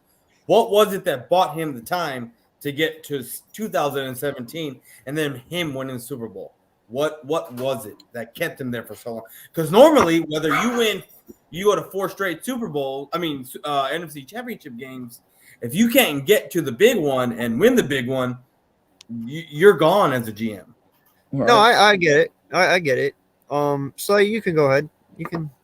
I would say, to answer your question, I would say it did buy him a couple more years, because if you don't win that Super Bowl, then you're just looking at another year of like let's say he had a 7-9 year that season we won the Super Bowl. The year before that, we were 7-9. So if we had another bad season, then you would assume Howie would have been gone by then, because by that point you wanted to fire Frank Reich the year before that. So I feel like because they won that Super Bowl that year, he kind of bought himself a couple more years. But yeah, that's what I think on that. Here's what happened. Yeah, prior to 2017, my guy, honestly, I don't know what kept him here. I'm only going to say that his relationship with Jeffrey Lurie kept him here. In my eyes, Howie Roseman has never really been a wow factor to me. Okay, he hasn't. Like he's done some good things, but he's also done some really fucking bad things. You hear the complaints, inside the building and out from players who have left, players that are there. We heard it from Lane last year during the offseason, the reports of that and everything. To me, I don't really know. I wish we all could give you an answer. I wish we all knew the answer. And, we might. It might just be staring us plain in the fucking face. But I don't know. It could literally just be they're the bestest friends in the world. I don't know, man. I really don't, because there's nothing he's done that truly makes me say, hey, that's my guy. Yeah. So before I go take a piss, I'm going to say this. A lot of teams that win their – I don't know about a lot of teams, but from what I've noticed, the teams that win their Super Bowl, the coaching was doing the drafting, not so much the GM. Yeah. From what I've noticed. Right. I mean, you put a GM in place, I think that kind of ruins some things. Right. I mean, to me, the coaching knows what he wants. And it's not always what the coaches want that the coaches get. Right. Like, look at Bill Belichick for the past 20 fucking years. He's been doing his drafting, right? And look where they've been. Yep. Look at what Jimmy Johnson did with what he did in a short period of time. Yeah, you had Jerry Jones there, but you had more so Jerry Johnson. Jimmy Johnson making the drafts, the pick, more so than it was Jerry. And then you have, I can't say what it is for the Eagles, if it was Lurie the whole time or Andy Reid putting y'all in place. And then fucking, what's his name? Howie Roseman got lucky. I can't say for that. But I know what I see with the Patriots over the past fucking, 5 decades with as in the totality of the Cowboys and then the Patriots, what they've done the past 20 years. It's more the coaching doing the picking and doing the trading of getting picks and doing what they need to do. No, it's funny you bring that up, man. Go ahead and take your piss. We'll get into that. Because we actually talked about the GM a lot last night. So it's cool you bring that up. Slay, I'll let you go first, man. How do you feel about that? I mean, I know how I stand, but how do you stand on the GM? So my thing is, are you talking about Howie? No, just GMs in general. What he was saying about how maybe the GM should give up some power and just kind of stick to their for me paperwork. For me it's more sort of, you have a team, right? You have a team, and you have the GM controlling the scouting department, the picks, contracts, and then you have the coach who knows what he wants. So you have a coach basically ordering or telling the GM what he wants for his team.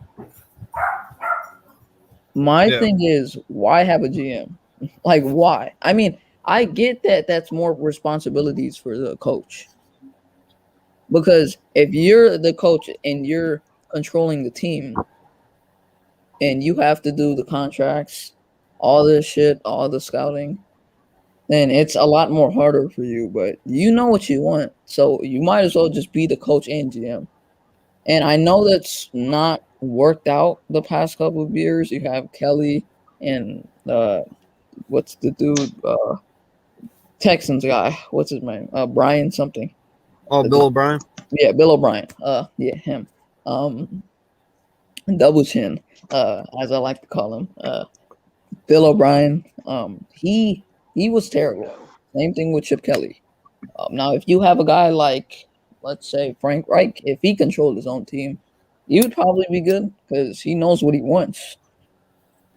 Some of these guys don't know what they want, but my thing is, I just want a GM that can scout correctly and lets his scouts do the drafting. He just does the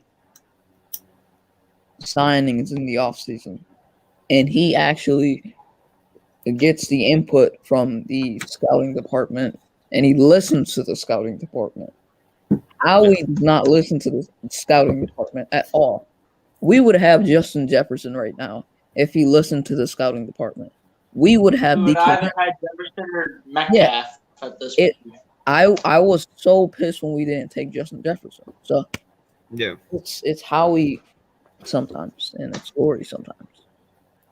You know, to Boy's point, we talked about it last night, man. And the GM, I get the reason for the GM.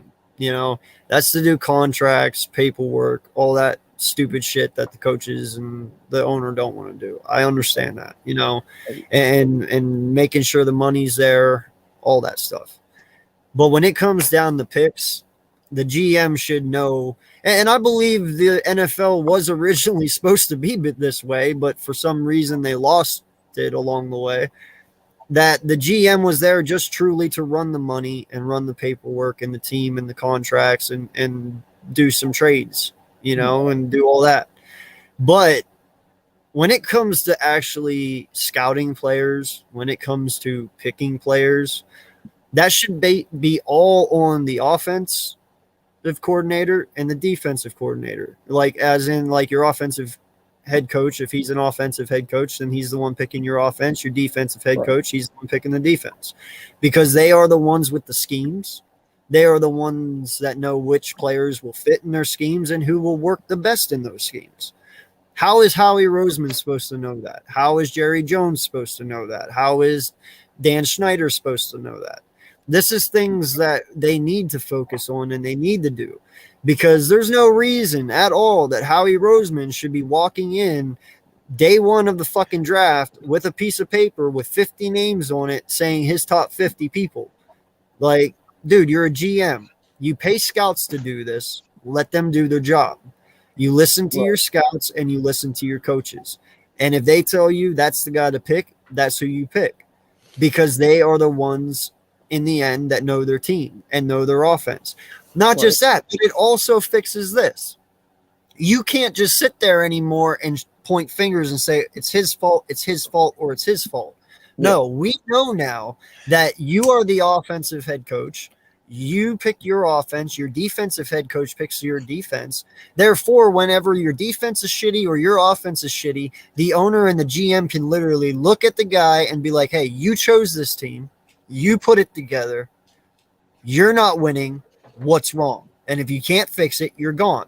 Then that way the head coach can't turn around and be like, well, you're the one that fucking did this and this and that. There is nothing. It gets rid of all the issues, all the complications, and Right. you know. Yeah. So I get the GM pushing papers, but that's all he should be fucking pushing. Other than that, everything should be coaches down. I just want to say this real quick. Go ahead. See, Howie, the thing with him is he kind of knew that he should have traded up for Devontae Smith, and that's what he did, right? The scouting department told him to do that.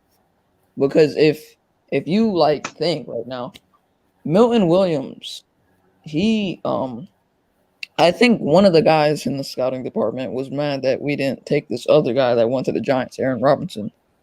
Even though I felt like either way we would have went right, because Milton Williams is a solid player. I like him. And Aaron Robinson right now, he is doing fantastic things with the Giants. As a cornerback, he's getting into his own. But it's a win-win either way if you go with him or him. But Justin Jefferson, the reason we didn't take him at the time, Howie Roseman felt like, okay, you have Rager. You don't even know if this guy is going to be good in the future. You think he can be a 2 or a 3. Justin Jefferson, he definitely has a potential to be a 1. Now you're just looking at the draft from the draft's perspective. Justin Jefferson, if you look at the season he had in LSU, his last season there, he had like over 1,800 yards, like 20 touchdowns. This guy has the potential to be a 1, and he's proving it right now that he's clearly a 1, and he's definitely proving that he's a top 10 receiver. So why the hell would you take a guy like Jalen Reagor when you have a guy that, you know, what did Lori say? He wants Cowboys type offenses. He wants like high powered offenses. He wants like those like elite offenses, those quick pace, like flashy offenses. And you have Carson Wentz at the time. Why the hell would you not take Justin Jefferson? I just do not understand that. And then you go to the next year, Devontae Smith's there. So now he understands. I'm not about to do that same shit again with Devontae Smith. I'm going up for Devontae Smith. So he didn't want to look bad, so he had to trade up for Devontae Smith. Or if he didn't, then honestly, if I was Lori, I would have just fired that dude at the time if he didn't go up for Smith. Well, I mean, no lie, dude. We all knew how he knew his ass was on the hot seat this year. Yeah. I mean, he couldn't fuck up. There was no reason and no way he had room to fuck up. Yeah. Like, if he messed that draft up, dude, and we were way worse than what we are now, say we're in the Giants position right now, Howie's definitely fucking fired. I mean, I don't know about y'all and how you feel, but yeah, man, he's definitely gone with only 3 wins this year. I think the only people that can't fire themselves are the owners who make themselves GMs. I really think. Yeah.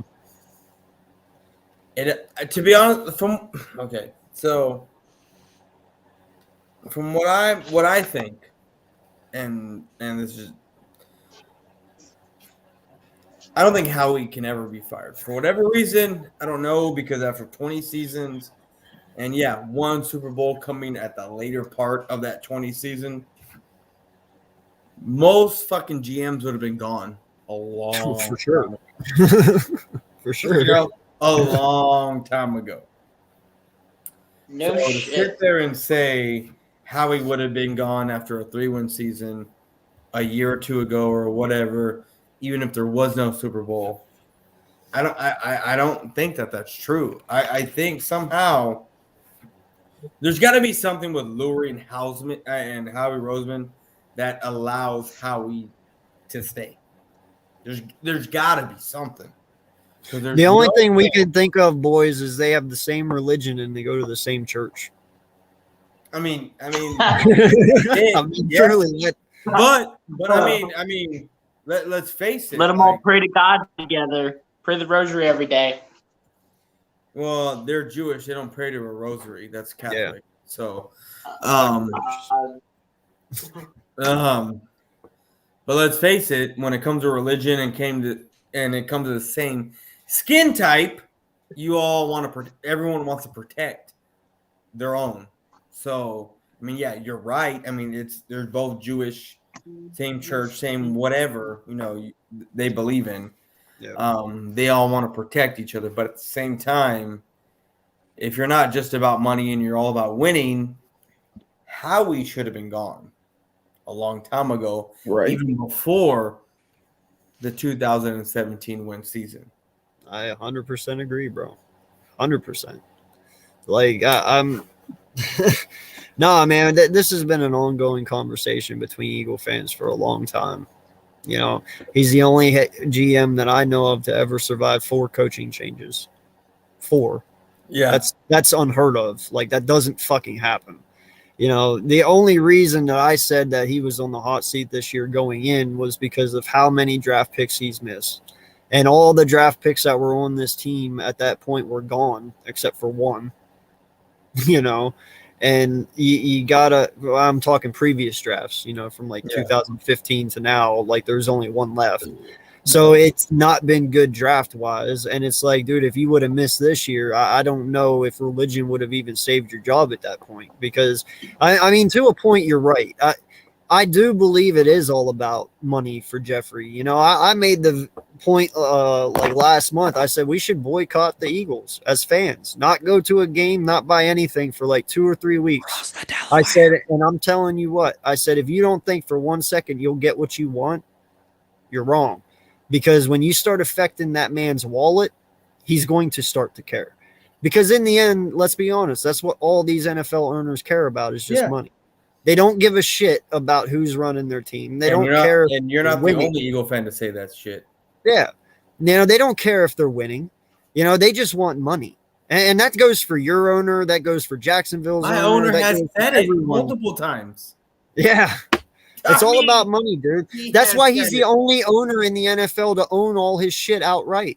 Because it's all about money for him. You want to know what? Aside from the fucking owner for the Patriots, what's his name? Robert. Other than Kraft, I mean, he can have the money and win because he just lets Bill Belichick do whatever the fuck he wants, right? His ego is really. I mean, you've seen him in memes, you've seen him in videos where he just fucking looks. He's just like this, looking at fucking people talk. You know what I mean? He has a wallet. Yep. These guys, what they want to do, new owners, whatever, they want to win, right? That's their first thing. They want to win and create a culture to where they're winning. And then once you got us hooked and reeled in on winning, hey man, money's the goal. So we got our wins, we got our Super Bowls, we got whatever we want. We got these guys hooked. We can basically do whatever the fuck we want because they're not going anywhere. Mm-hmm. Because I've caught myself saying it many times. I believe Jacksonville Jaguars are a write-off for Prince, whatever the hell his name is, that owns that team. Yeah. Like I'm pretty sure he uses that team as a write-off on taxes. And I'm starting to get the same feeling about this franchise. There's so many points that prove that Jeffrey Lurie just doesn't fucking care anymore. If he cared, how he would have been gone a long time ago. Truly. If he truly fucking cared, he would have been. So in my eyes at this point too, it's like, Jeff, I know you're getting old, but are we starting to become a tax write-off for you? Because that's truly how I feel sometimes. Yeah. Another thing is if Jerry Jones never listened to Stephen A. or whatever his name is, what's his son's name? Like Stephen Jones? Stephen Jones, yeah, him.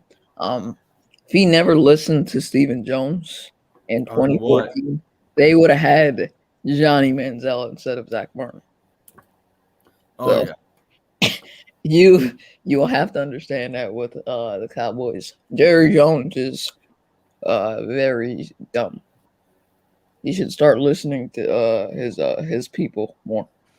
Well, if you've noticed how great how really good our drafts have been going, he has been listening to his people a lot more because back in the day, Jerry Jones used to draft his own fucks.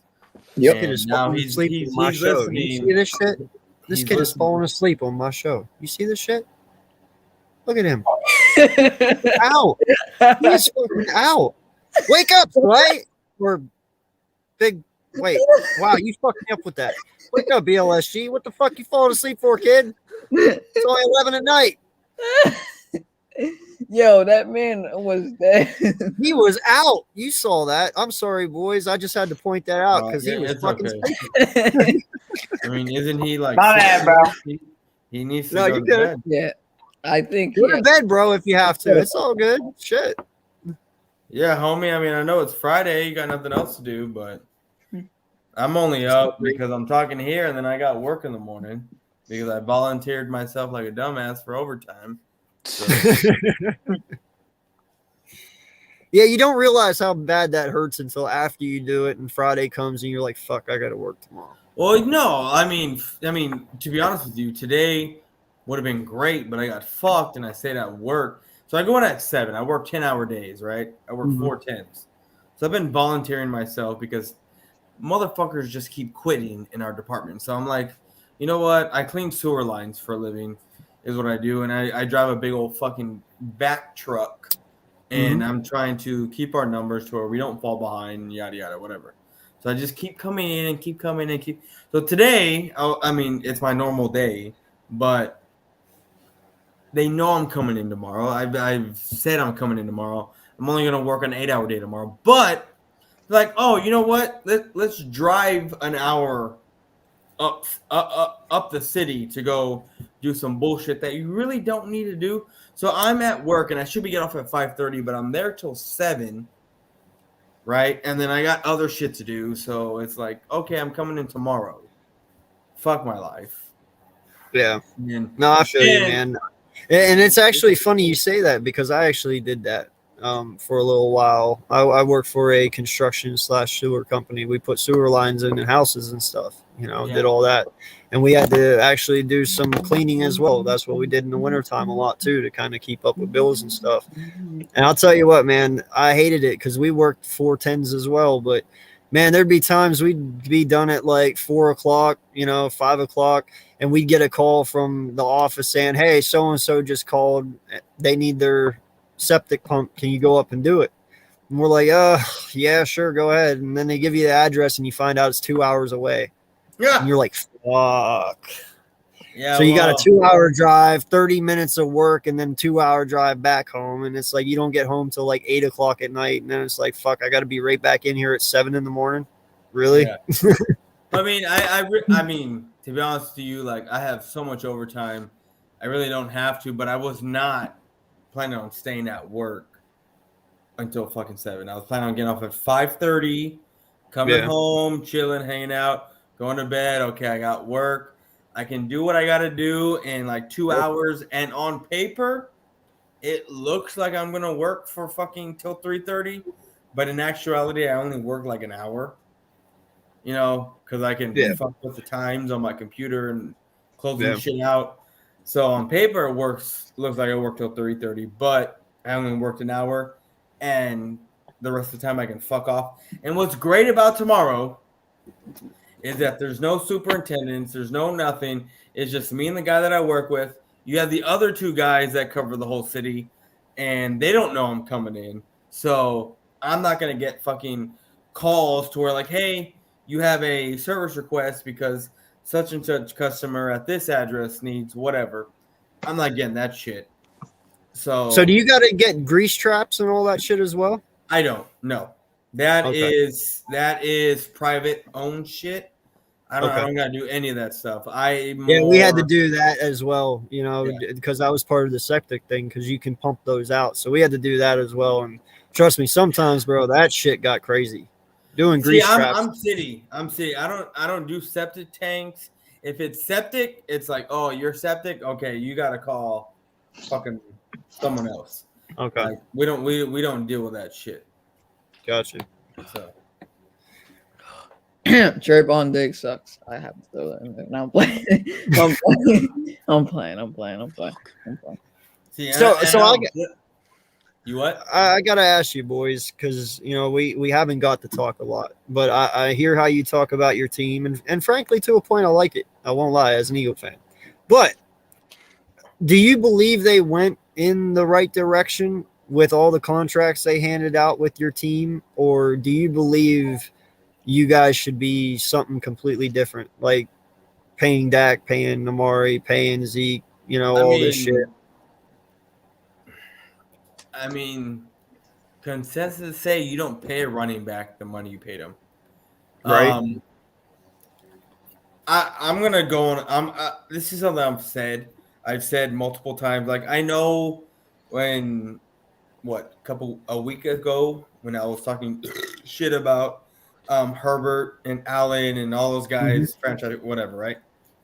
To me, if you don't do shit for your team, you don't get paid, right? We're paying guys on stats and what they could be. That's what we're paying now. That's what the job market is now. Stats and what they could be, right? To me, what did Troy Aikman get paid on? He got the highest paid quarterback contract in history at the time, $50 million a year, right? In what was it, like 94, 93, 94? But what did he have done? What did he do already? He won you back-to-back Super Bowls with Emmitt Smith, with the offensive line you had. So you know what? You get it. You got my team Jerry Jones. You got me 2 Super Bowls, right? Here's your actually, you got me 3, because I think that was done at the end of 95. So 96, he got his $50 million, contract, something that had never been done before at that time. So you won me back-to-back Super Bowls and another one. Here's your highest paid record. Now guys are getting paid off bullshit, which is why, to me, Dak should not be getting paid what he's getting paid. And you want to know what set that job market? You want to know who did that shit? The Vikings and Kirk Cousins. No. The Vikings and Kirk Cousins. I think you guys did it when but you guys did it right after we paid Wentz. I think that Wentz deal is what forced your hand. No. I'm talking about this whole job, this whole quarterback market bullshit that's going on now. That was Kirk Cousins and the Vikings getting paid, oh my God, $28 million a year. Now it's fucking unheard. Now it's whatever. It's $28 million a year. Now the job market requires Patrick Mahomes to get paid $50 million a year, or whatever he's getting paid, right? Dak, $40 million a year. What has Dak done for me to get $40 million? And this is an argument I have with a lot of Cowboy fans. Explain to me what Dak has done to get $40 million a year. What has he done for the Dallas Cowboys? Not individual stats to get $40 million. I know what Amari's done, because Amari can only do what Dak does. You know what I mean? Like, for me, like say I'm a helper and I have my operator in cleaning lines. I can only move as fast as my operator, right? Well, Amari can only get his receiving yards, his catches, if the ball's being thrown his way. Dak can only do – Zeke can only do what Zeke does if the ball is handed to him. As far as Dak goes, he is the pitcher. He is the end-all, be-all for the offense. So if you're not stepping up, why am I paying you $40 million? Why am I wasting my money paying this guy when I can – you know what? Parsons at some point is coming up. Okay, Zeke, here's your money. Tony Pollard, can I keep you? Gallup, I need you. Lamb over here. Diggs at some point. Now, if all this money is tied up into 2 or 3 guys who kind of fall off, you know what I mean? Like, it's like, Yeah. I don't know. Do I think they're going in the right direction? I do, because of their drafts. The only way the Cowboys can win is if they keep drafting the way they're drafting. If you got to get into paying your players to keep your players, no, the Cowboys are going to fall off very, very fast. So in your eyes, what is Dak's value dollar to you as a fan? Yearly. Okay. What do you say his worth is? So a lot of y'all are going to think I'm crazy, but no, because I'm about to back you on something as well. So go ahead. I'll probably be looked at really shitty too. To me, if you don't win my team shit, if you don't get my team to an NFC championship game in the first 5 years of what you're playing, or even the first 4 years to get you to a contract and get the money that you want, to me, you're, aside from the Super Bowl or the elite quarterbacks, you should not be getting more than 25 to 30 mil. Okay. So that's roughly where he's at for you then? And if you need a run game to get you into where you need to be, because Tom Brady didn't need a run game. Peyton Manning didn't need a run game. Eli Manning didn't need a run game. These elite quarterbacks, and I'm not saying Eli Manning's an elite quarterback, but I'm saying these quarterbacks, they didn't need a certain thing to get them to where they need to be. They just had it, you know? Mm-hmm. So, for me, Dak, I would have been happy. Like, the way he plays now and the falling off he's done in the past few games, the way he plays, I would have been happy paying him anywhere from $25 to $28 million a year. It's been great. Because I can't argue anything. Now you're paying 40. Now you're getting paid $40 million a year. Oh, I got a lot to argue about. There's no way in hell you deserve that much, because you need so much to go for you to get that money, to even be, to justify that you're getting that money. Yeah. No, I agree with you on that, because about what I'm about to say. I was one of the very few who honestly said Wentz didn't deserve his contract. Okay? I will go on record saying it, and I will say it till I'm blue in the face. Carson Wentz, he did have that MVP year in 2017, but that's all he had. Yep. You don't go out and pay a man $130 million for what Wentz was doing. Okay? Mm-hmm. I get it. Like, he was really good in 2017, but we paid him also a year too early. If you would have waited a year, you wouldn't have been in the circumstances you were in with Carson Wentz, because you would have seen his drop off that year before that you did pay him. And then the following year, when you were about to pay him, you wouldn't have, because of how he was playing, and that's what I'm saying. Now, granted, a lot of people will sit there and say, well, look at him now. Yeah, but he also has Jonathan Taylor. Yep. He's a fucking monster.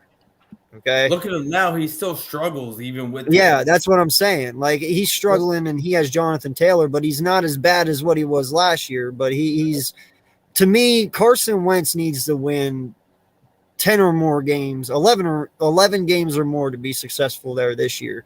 But it is a complete flop if you do not win with this man. Yep. And you want to know what happened with y'all in 2017? You had a J.J. who y'all traded. I was about to say that. Who was a great running back at that time, right? Yep. You had your finesse guy, and then you had a guy who can get you the short yardage in LeGarrette Blount. And I was literally about you to say had that. a top 10 defense. Yep. Yes. Boys for Life. That's what got you to where. Yeah, we can say Carson Wentz this and Carson Wentz that. Why? Because who gets all the praise in baseball when you win? Yep. It's the pitcher, right? Yep. They get the win, they lost. Who gets all the praise whether you win, and who gets all the fucking down or the criticism when you lose in football, whether it's running or whatever, it's the quarterback. So what happened with Carson Wentz? He had the non-existent run. I mean, he had the existent run game, but the no names and LeGarrette Blount, who was quiet, he was your bruiser back. You had the finesse guy in Jay Ajayi, who came from fucking Miami, who made a name for himself a year ago. And then you had the no names in all the defense that made you a top 10 defense. Yeah. And then you got defenses win championships. Plus, you had the only quarterback in Eagles history who failed everywhere else but in Philly. Yep. And I just want to say one thing. And won the Super Bowl with Nick Foles just like that. Yep, I want to say this. I agree with literally everything that Boys for Life just said. Yep. In 2017, people never understood that Carson Wentz was a game manager that season. He had good numbers, but the team around him made it look like he was much better than what he was. If you go back to that season, he had games where he was like 20 for 30, but the running backs did most of the work. And you can go back and check that. He had 3 touchdowns here and there. He had these 4 touchdown games, but the running game also really helped him a lot. And he was a young quarterback at the time. It was his second season. He had that first season where he was okay. But when you add guys like Jay Ajayi through a trade, when you add a guy like LeGarrette Blount through the offseason, it's going to help a young quarterback. And it definitely helped him. That season, he played really well, and he was more sort of a game manager. But the guys that he had around him made him look like he was this Patrick Mahomes type of player, which he wasn't. Mahomes did that on his own, and he did that with the guys around him, but he was really good. Well, see, Slay, and that's something, I've even been criticized about that before. I asked the question, in 2017, did Carson Wentz make that team, or did that team make Carson Wentz? And my honest answer is that team made Carson Wentz. Yep. Okay. That is hands down the way I look at it, because you know what? When you lose a guy like Carson Wentz, who was having an MVP year, hands down, and you still win a Super Bowl with a backup, that tells you right there what you need to know. It was the team. It wasn't just him. That team was built to win with anyone, damn near. Right. Any quarterback damn near could have won it. Dak Prescott could have won in that fucking offense. I don't know about that. I'm not saying Dak Prescott, and I'm not saying I know, but I'm not saying that. I think you need to have the right guy. And to me, like I said before, I just said a few minutes ago, Nick Foles was literally the only quarterback I've literally ever seen fail and be mediocre everywhere. Yeah. But Philadelphia. He was okay with the Chiefs, I think, when he was there. No. He was all right, no. but he still being okay is being mediocre to me. From the time he went to the Rams and everywhere else, bro, he sucked with the Rams. Yeah. He sucked with he sucked in KC. He sucked in Jacksonville. He sucked in Chicago. He's only ever done good here. I mean, his first year starting for us, he went 27-2. Like, and he gets injured the following year. He injures his shoulder, and we trade him away. After y'all won the Super Bowl, I kept hearing, "Oh, he's going to Jacksonville. He's gonna get them to the playoffs. He's gonna do this." Yeah. I was like, "No. Do you realize that Nick Foles has only been good in Philly? He's put on any other uniform. He is hot garbage. Hot trash." Thank you. We should have traded him after that Super Bowl year, by the way. I don't know why it took a year for us to trade him. If we did that, Howie Roseman would have looked like the smartest gentleman out there. No. No. No. No, He here's would've the drafted thing. garbage. Here's the thing, man. Keeping Nick Foles that second year was good because it proved that we needed him at the end of the year again. Yeah. Okay. Yeah. Where we fucked up, and I'm telling you this right now, there is one player and one player only why we fucked up and we did not go back to back. And that person is LeGarrette Blount. If LeGarrette Blount was on this team in 2018, you have a back-to-back season. But we didn't have LeGarrette Blount. And that was whenever everything. Boys, I know you have that look, but dude, LeGarrette Blount was definitely the piece we were missing in 18. We did not have we ran the ball. we did not have that power back. I have this look only because LeGarrette Blount did not drop that wide open pass that went right through his hands. Yeah, I know, but I'm saying with having LeGarrette Blount though, maybe that pass never even happens. You know, because you have a run game compared to what you didn't have the following year. When you lost LeGarrette Blount the next year in 18, you lost a lot in that fucking run game. You know what I mean? Okay, but whether you lost him or not, there was no run game, but you still got in a position to win a game, to get to a Super Bowl. Yeah, no, I agree with what you're saying, but I believe that pass doesn't happen because if you have a more established run game, they probably would have been a little more dominant to where they wouldn't have been put in the position to have to throw there at the end. That's my point. Okay, so I mean, I understand what you're saying. So what you're saying is, fuck the whole season on not having LeGarrette Blount, but we're gonna put it all on not having LeGarrette Blount on that game. I say the whole season. I believe he was the missing piece the whole season. Like he was just that one missing piece that we let walk because we let a lot of people walk after 17. Like if I'm correct, Jay Ajayi was not on this team, correct? In 18, he was, yeah. But he didn't. Well, he was injured though, right? A lot in 18, so he didn't play much. And we had Boston Scott, we had Josh Adams, and a couple other random dudes that we went through, right? That's what I'm saying. Maybe if you have Blunt, there's just a little Josh Huff. Yeah, that's what I'm saying. Like none of these guys are game changers. LeGarrette Blount, he might be to where you needed to be. Yeah, 100%. But that's what I'm saying. Though, if you had that little extra, another NFC Championship game. I get it. But I'm just saying, if you had that little extra, I think that's what just takes you over the top. That's all I meant by that. Now, I got a question. No, I got you. What I'm saying is like you can't put that whole. And I'm not saying you're putting the whole season or having the run game, but if not having the run game and not having the special pieces or whatever it is around you. But somehow Carson Wentz got you to the fucking NFC Championship game and was one throw away that was legitimately perfect that went through Alshon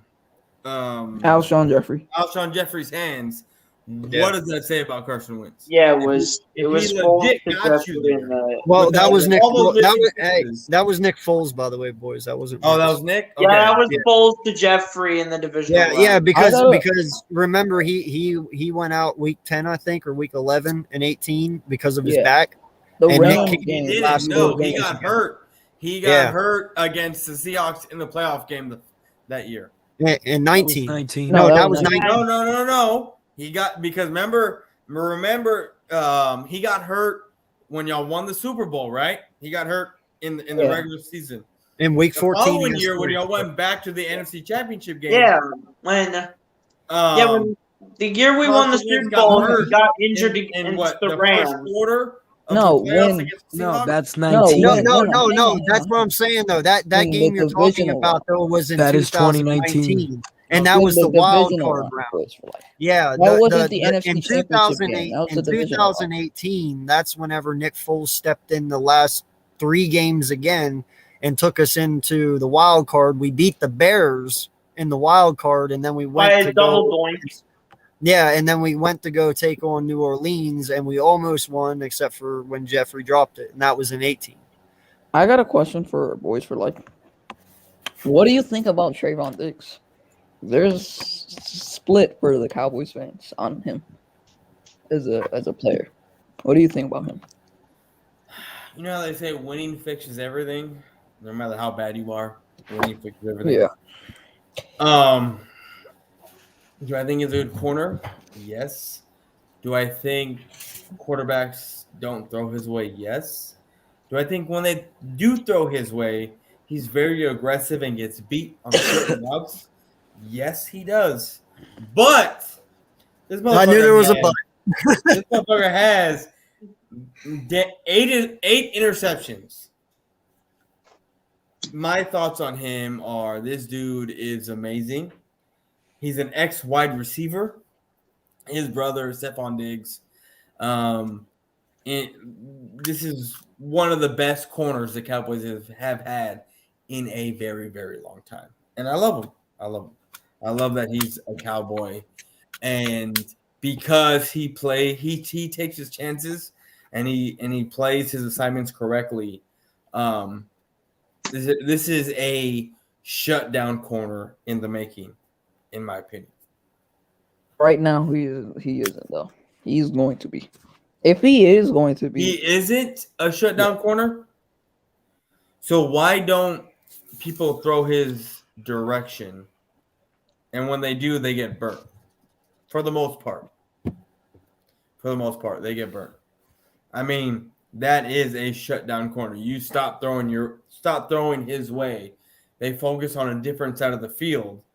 And then when they do throw his way, it's either get shut down or it gets picked off.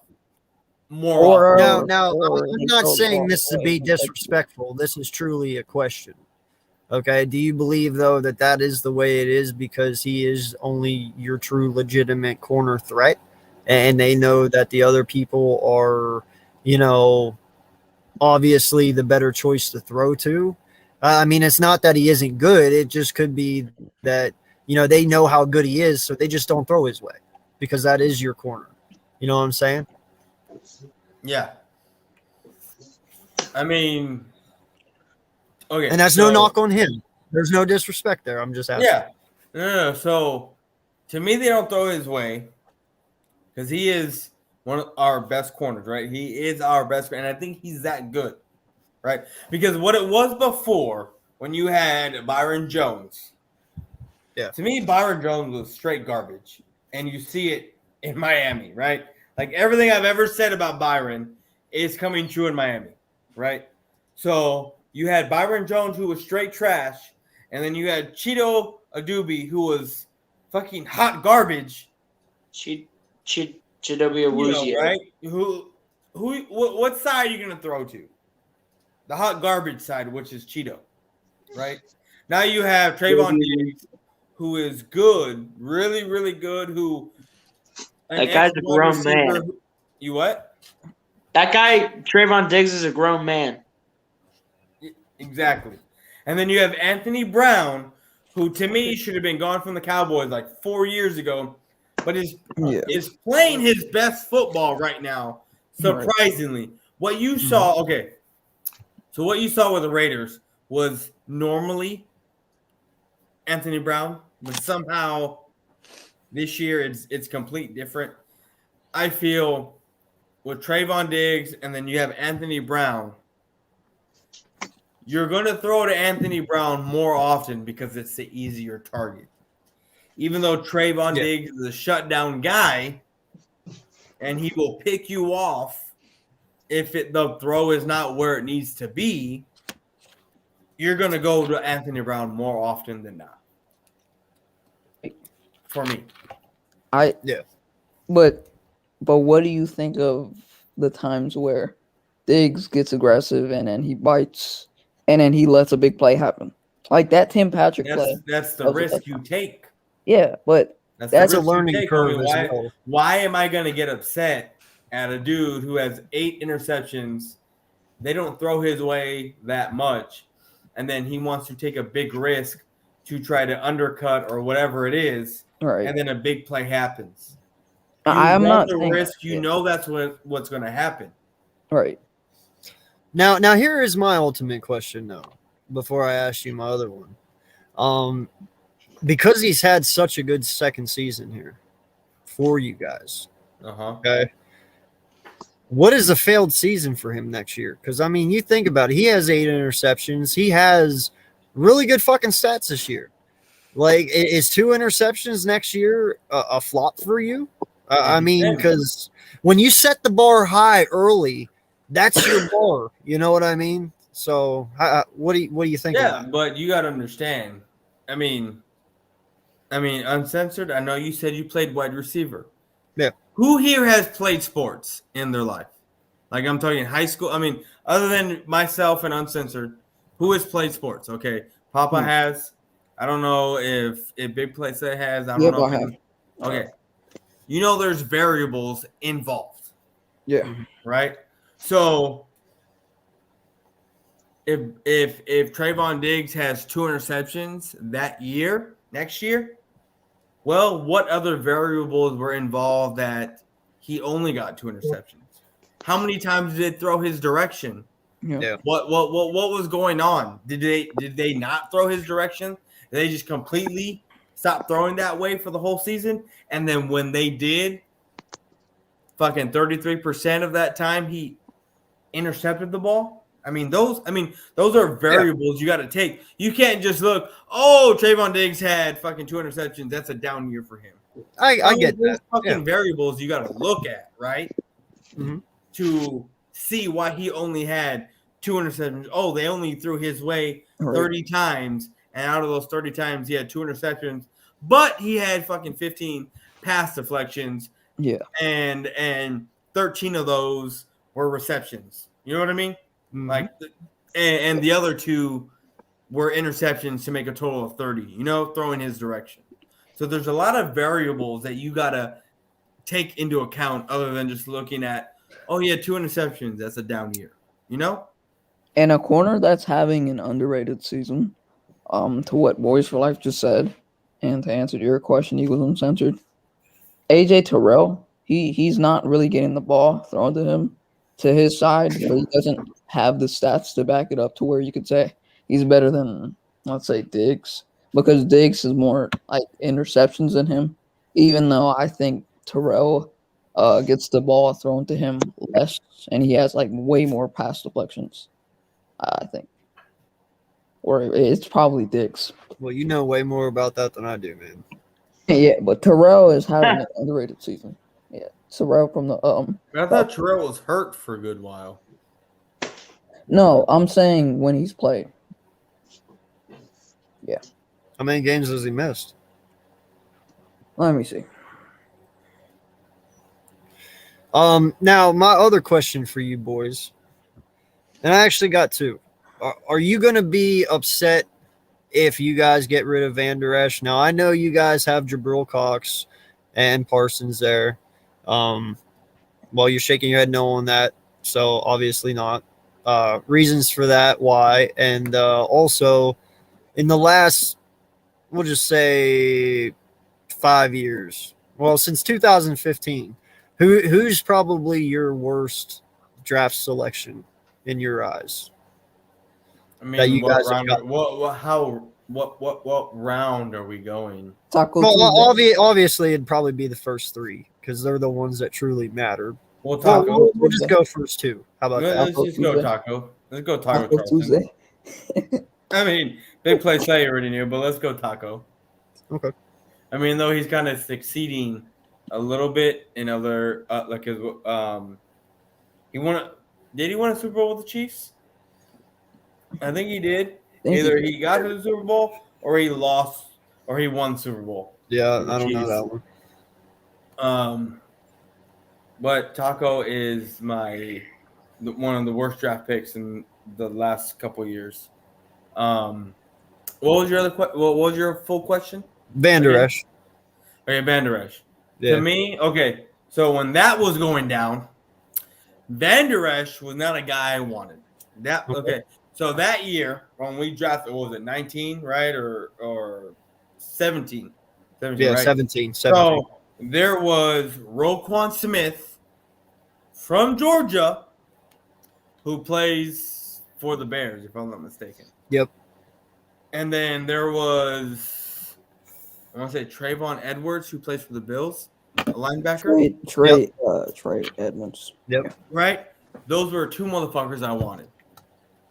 I did not want Van Der Esch. Reason being, watching his tapes, he could not separate, and when he did, he was slow as shit to get off separation. Did not want him. Then when I saw him play, I was like, okay, I'm eating my words. I love LVE. But then as his sophomore year happened, he got hurt. Then last year happened, he got hurt. The year before that, he got hurt. I was like, this is another fucking Sean Lee. He's great when he's on the field, but he's always hurt. And then I saw the end of the year last year, and then I've seen this year, and I legitimately want to make another video talking about how I was right, then I thought I was wrong, but then I knew I was right because to me, okay, I'm not saying it's another Jalen Smith type of deal, but LVE was a guy I did not want. I wanted Edwards and I wanted Roquan Smith, who everyone out of the linebackers that I wanted was on the board at that time. Now, I know you bring up his injuries, and that does suck. But do you believe too, somewhat of Van Der Esch's thing is he might not just fit your scheme? Because I know you brought up Jalen, and I know you guys thought a lot about Jalen when you got him, but I honestly thought he would probably be your worst pick because him not working out and you getting rid of him, so young. I mean, just like Van Der Esch and just like Jalen, they fit the scheme, right, when they were there. And if you look at Jalen, once he got fucking paid, that motherfucker disappeared. Yeah. Van Der Esch hasn't even gotten paid. They denied his fifth-year option because, that I want to say that is, 12 mil, right? No, if I'm not mistaken. He's not even to me, he's not worth $12 million. He's not. Jalen, when he played, he was a difference maker, right? And then when you put Jalen and Van Der Esch, they were both difference maker. That first year that Van Der Esch was there, it was like, holy shit. He actually looked really good. He really did. Future studs. And then out of nowhere, Jalen starts to lose his confidence. And then out of nowhere, fucking LVE starts to get hurt. And it's just an ongoing thing that kept happening to where Jalen loses his confidence and then Van Der Esch just kept getting hurt. I'll be right back, guys. Yeah. By the way, they have an absolute freak of nature with Michael Parsons. That dude is a monster. Sure. I knew that, man, but hell, I'm a Penn State fan. I knew that when he was coming out, but that's why I want Braden Smith, the other guy from Penn State. Yes, I agree with you. And that's what really sucks about this too, man, is if Howie would have just done his drafting right and taken DK and Justin Jefferson. No, both. Okay? Yeah, either. I would have wanted both too. Okay. You'd have Micah Parsons on this team right now, probably. Right. No lie. I'm telling you right now, you probably would, because you wouldn't need wide receivers at that point because you have DK, you have Justin Jefferson. Okay. And still, I believe, I don't know though. You might not have swapped with Dallas at that point, especially because they were going for Parsons, but you definitely could have jumped both Giants and Dallas to get him if you truly wanted to. But that's what I'm saying though. The things that this man has missed has truly fucked us in the long run, because now we're trying to get positions that aren't easy to come by in the draft. It's easy to get offensive linemen in the draft. It's easy to get running backs. It's easy to get wide receivers. It's not fucking easy getting corners and linebackers. You know, you might get a handful out of those two positions that are really fucking good game changers. The rest are just you know what I mean? Yeah. So it's like it's that's truly the hardest position, and that's why I want us to hit it this year, because I don't want to have to worry about linebackers for the next 10 years. I mean, that's one of the biggest things that truly pisses me off, because they're hard to find. It's not easy to find a linebacker. It's not easy to find a corner, even a safety. You know, that's really hard. That position is really hard to find. Yeah, You have to be smart as shit to find a safety. That's one of the positions that is very hard to get. Yeah, not like you can plug and play. Yeah, I mean, no lie, I'm happy with what Epps is doing this year. Yeah. You know, you look at last year, everyone was like, he's trash, get him off the fucking field. We don't want Epps. And now this year he's completely turned it around. He looks better, he plays better, he seems to know what he's doing. Now, granted, that might be because it's JG's system that makes him be able to do that. You know what I mean? But I don't know. Maybe he just finally figured out the NFL and it's all finally slowed down for him. I have no idea. But it is a plus knowing that you have a guy like Epps. Right. Okay? Right. But to truly get a game changer like a Cam Chancellor or Jamal Adams or, you know, any of these, Isaiah Simmons, dude, that's like this. You have that much of a chance. You know what I'm saying? Mm-hmm. Like, you're not getting a Trayvon Diggs every year. You're not getting a Ramsey every year. You're not getting a Patrick Peterson every year. Like, that's very slim that you find those.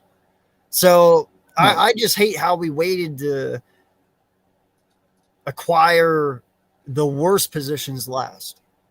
And why I mean they're worst is because they are the positions that are the hardest to find. It's crazy. It really is. Right.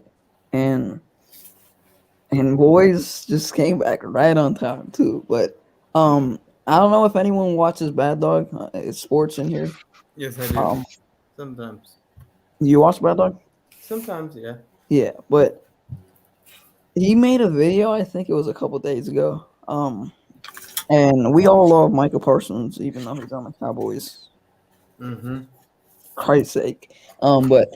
Yeah, Michael Parsons, some Cowboys fans, and I think Mark Holmes, or I think he made a video on this, or someone in that nature in the Cowboys community made a video on this.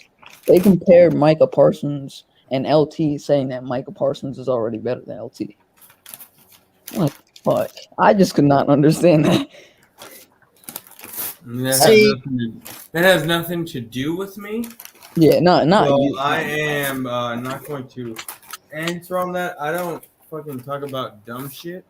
So, yeah, see, I agree with him on that, man. Like, I don't get where we are as a society and a fan base that we can truly sit here and say that Pat Mahomes is better than Tom Brady or Parsons is better than LT. Like, I get it. Like, these guys are great for their time and how young now they LeBron can be better than Jordan when Jordan never lost in a fucking final.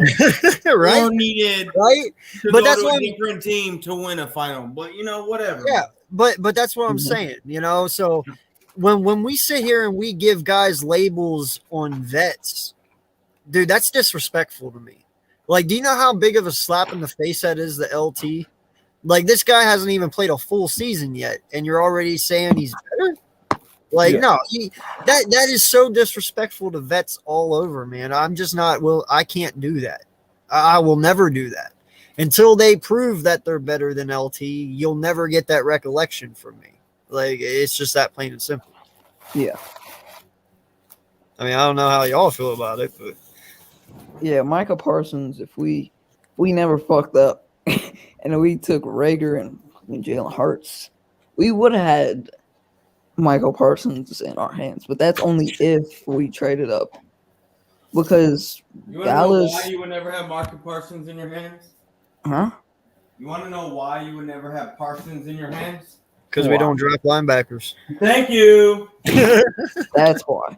But if we were logical, if Howie Roseman was more logical and he understood what the team was going for and should have went for, he would have taken DK Metcalf or Justin Jefferson one of those years. Doesn't matter which. They're both really good players and they're phenomenal at what they do. You take one of those players, either one of those players. If you take Jefferson, you have Parsons in your hand next. Are you eating Arby's? Nope. I got Wendy's Baconator. Oh, And y'all don't have this where y'all are at because this is a Texas thing, but Whataburger Fancy Ketchup is the best ketchup. bro, I used to live in Texas. I don't know if you knew that or not. No, I I used to live in Beaumont.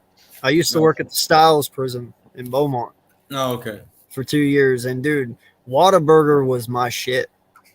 Like, I fucking loved Whataburger.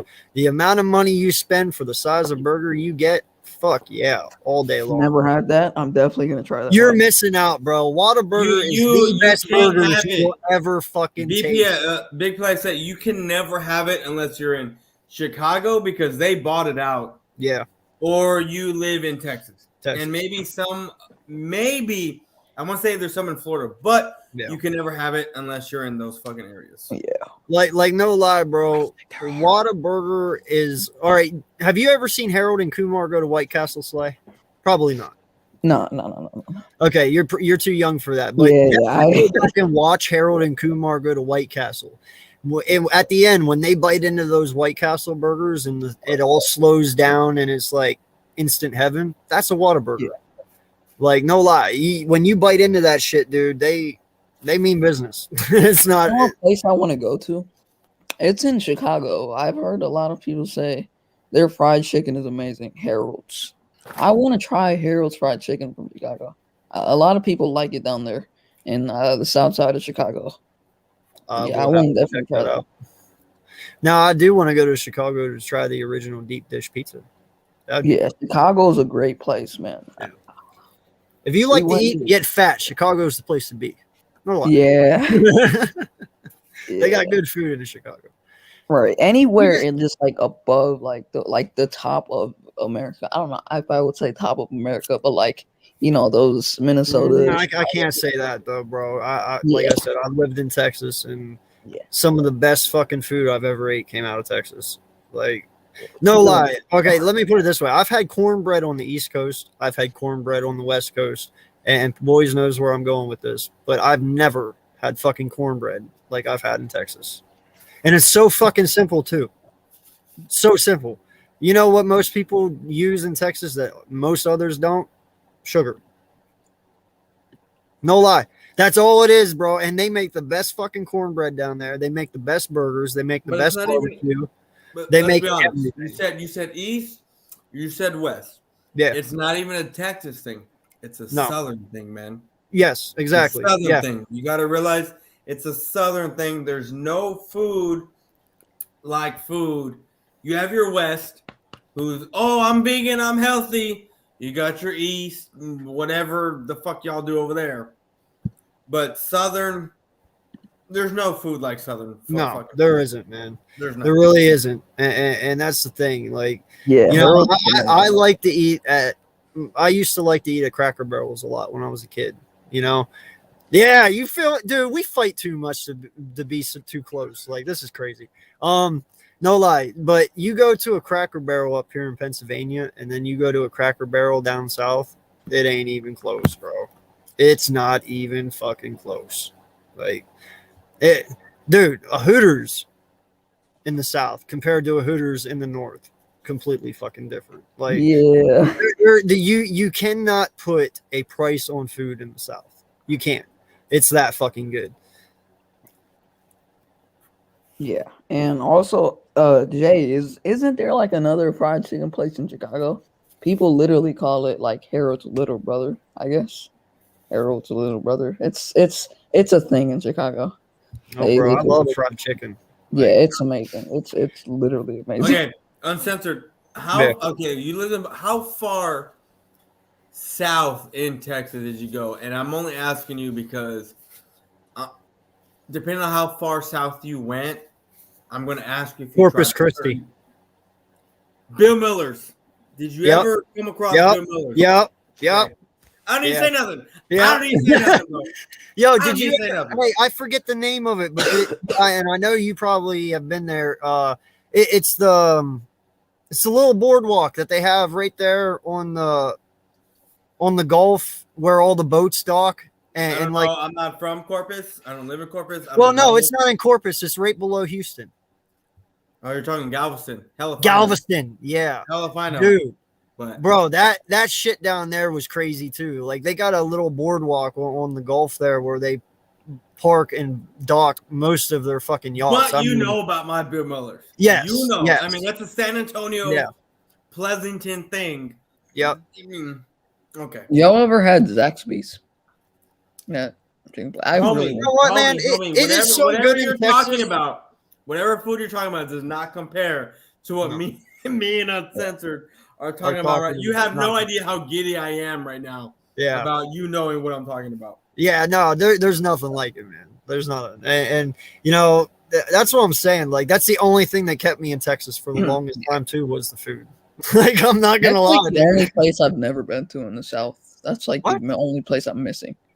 Listen, man, I lived in the Golden Triangle, okay, which is literally the hottest part of Texas, damn near. All right, that's right next to Vidor. That's right above Orange, all that. Like Beaumont is right on the outskirts of Houston, on the right side of Houston, and it just sits right there. Right, I bet you it's maybe an hour from the fucking Louisiana border. You know, and there was plenty of times I had to go to Louisiana because you can't gamble in Texas. It's illegal to gamble in Texas. So we would have to go all the. Not anymore. When they changed that? Because I lived down there in if you go down 14 to 16, I think. If you go to Kickapoo, which I forget where the fuck that is, but that's in Texas. But I want to say it's an Indian reservation, but it's in Texas. Oh yeah, I went there to get cigarettes one time. Yeah, yes, that's right. I want to say it's Eagle Pass, somewhere around there. Yeah, you can gamble there all you want.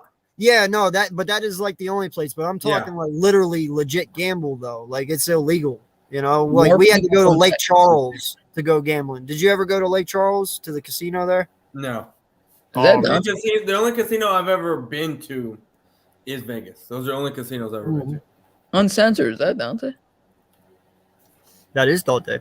Oh, more people from Texas is here then. Oh yeah, no, Dante. No, I guarantee you he came in to get on the food talk, bro. He knows all about it. Like no lie, I didn't even know what a Jack in the Box was till I moved to Texas, bro. That shit's fucking. You don't know what Jack in the Box. We didn't, bro. You sit here and act like I should know. Do you realize there's no Jack in the Boxes in Pennsylvania? There's no Jack in the Boxes in Alaska.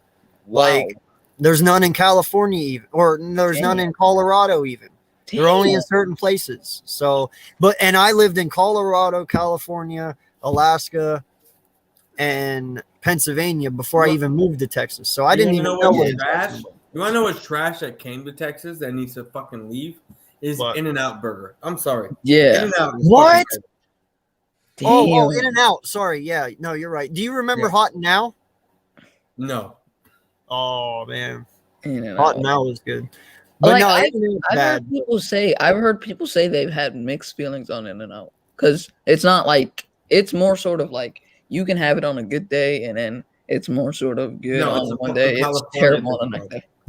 It's a California thing. I've never had In-N-Out in Cali. Yeah. So I can't say I've had In-N-Out coming back from Vegas to Texas in Arizona. And to me, it wasn't all that. So I don't know what it's like in Cali, but I know what my food's like in Texas. Yeah. And I'm sorry. Yeah, apparently they say Raising Cane's is pretty good up there in California. Well, Raising Cane's is good here in Texas too. So So Raising Cane's. No lie, bro. Even Church's Chicken is fucking good in Texas. And that's hard to say because I fucking hate Church's Chicken. But you know what? I only live 10 minutes away from one, and I ate there all the fucking time because I love fried chicken. Mashed potatoes ain't my thing, but I love mashed potatoes from and their gravy from Church's. Yeah. Well, and that's the thing that kind of pissed me off because when I moved back to Pennsylvania, well, we have a bunch of KFCs up here. So I automatically am like, hey, let's fucking go, right? No lie. They started closing down KFCs in Pennsylvania. The only KFC around me is now gone. I have no more chicken. I have never had KFC in my life until I was with my girl that I'm with now. and that was a couple years ago. And then I would buy. I had that. I think it was at $5 like bowl chicken potato bowl. bowl. It was like Potato macaroni. bowl. Yeah. So I had that, and I was like, "Oh, this is good. So let me try their chicken." So I actually tried the fucking chicken, and the fried chicken, was soft. I mean, soggy as shit. I was like, it's disgusting. "This is disgusting." Yeah, it's terrible. I need me some churches. I need me the fries. I need me the biscuits. I need me the crispy fucking chicken that I can just take off the skin, and I can be full on the chicken itself. I mean, on the skin itself. Yeah, that's what I need. It's terrible. I mean, their spicy chicken sandwich is pretty good though. It's pretty okay. Well, I ain't got to worry about it because it ain't around here anymore. To be honest, though, there is one chicken I found that is really fucking good now that I have to shop for mine.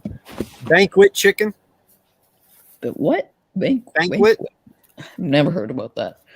You don't shop. That's probably why. I mean, get there. But ask your mom what banquet chicken is. Well, banquet Chick-fil-A is my go-to too. Also, Chick-fil-A is good. Yes, I love Chick-fil-A as well. It's an hour away from me, uncensored. Chick-fil-A, the closest one. It's an hour away from me. Well, that sucks to be you, bro. I hate New York because it's their Chick-fil-A sauce is probably the best fucking thing ever. Like New York is so annoying. Nah, AK, I gotta go with the Polynesian from Chick-fil-A. Yeah, you got it right there, Chick-fil-A sauce. Eagles Uncensored. Hey, listen, in the grocery stores, they sell that shit by the bottle, man. I know, dude. I have fucking Chick-fil-A Polynesian all the time. Now, I saw the Polynesian, and you just said that. What is that? Is that like a garlic type thing? No, man, it's like a really sweet. It's like sweet and honey. It's really good. It goes really good on anything. The fries, the sandwich, the nuggets. I get it, but what's the difference between that and the actual Chick-fil-A sauce? Like, to me, the Chick-fil-A sauce is more like what you would think anybody else's honey mustard is, in my opinion. Yeah. Okay. But then it's like their honey mustard is like more mustard. It's like heavy mustard and honey, and it's not a good mix. The Polynesian, it just meshes well. It's hard to explain. It's one of those things that you gotta try it. You know what I mean? Yeah. I'm gonna have to. I asked the wife one day. I said, "Do you want me to grab this just to get it?" She's like, "I don't even know what the fuck that is." She's like, "Don't get it because that'll just be a waste of money." Listen, man. So we used to go to Chick-fil-A like when I was younger. I couldn't pronounce it. I'd be like, "Oh, let me get the sauce. Which one? The long one. Stop playing. You know which one I'm talking about. The one that start with a V." Wait, you had Harold's before, Mario? Yeah. You had it when you said you had it when you were younger. Yeah, Harold's. I mean, so like I live in North Carolina. There's a Chick-fil-A like 6 minutes down the road, and there's like 5 in my city. So it's virtually impossible to not find a Chick-fil-A in Durham where I'm at. So they're everywhere. 5 in your city? I got like fucking 30 in San Antonio. Listen. Let me 1, 2. Yeah, I would say so. In Durham, there's about 5, and they're all strategically placed to where you can get from one to the other in like 10 to 12 minutes. Yep. I think I got 3 in a fucking 5-minute radius of where I live. I mean, I feel like you live in a great place, Boys for Life. Because I want to live there. No, I live in a place where I'm one of 30 cities in America that have over 2 million people or over 1 million people. So I'm in a major city, a small market, major city to where like you have a lot of shit going down. Yeah, I wish I had the people around. I mean, in where I live in Uncensored, you probably live really close to where I am, but it's really easy to know who everyone is. Like Joe, I think he lived in Syracuse once, right? I think he said he was in Syracuse. But it's really easy to know the people in Syracuse because it's not.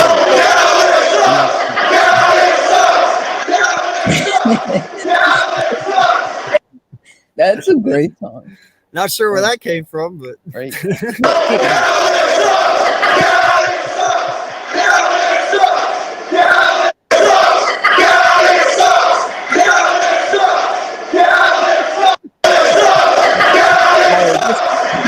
It sounds like they're popping bottles. Like, do you hear the champagne popping every time? Bro, I can only imagine Eagles fan in the Dallas Stadium. Hey man, I lived it. Like I said, I lived in Texas for 2 years, and I supported my green.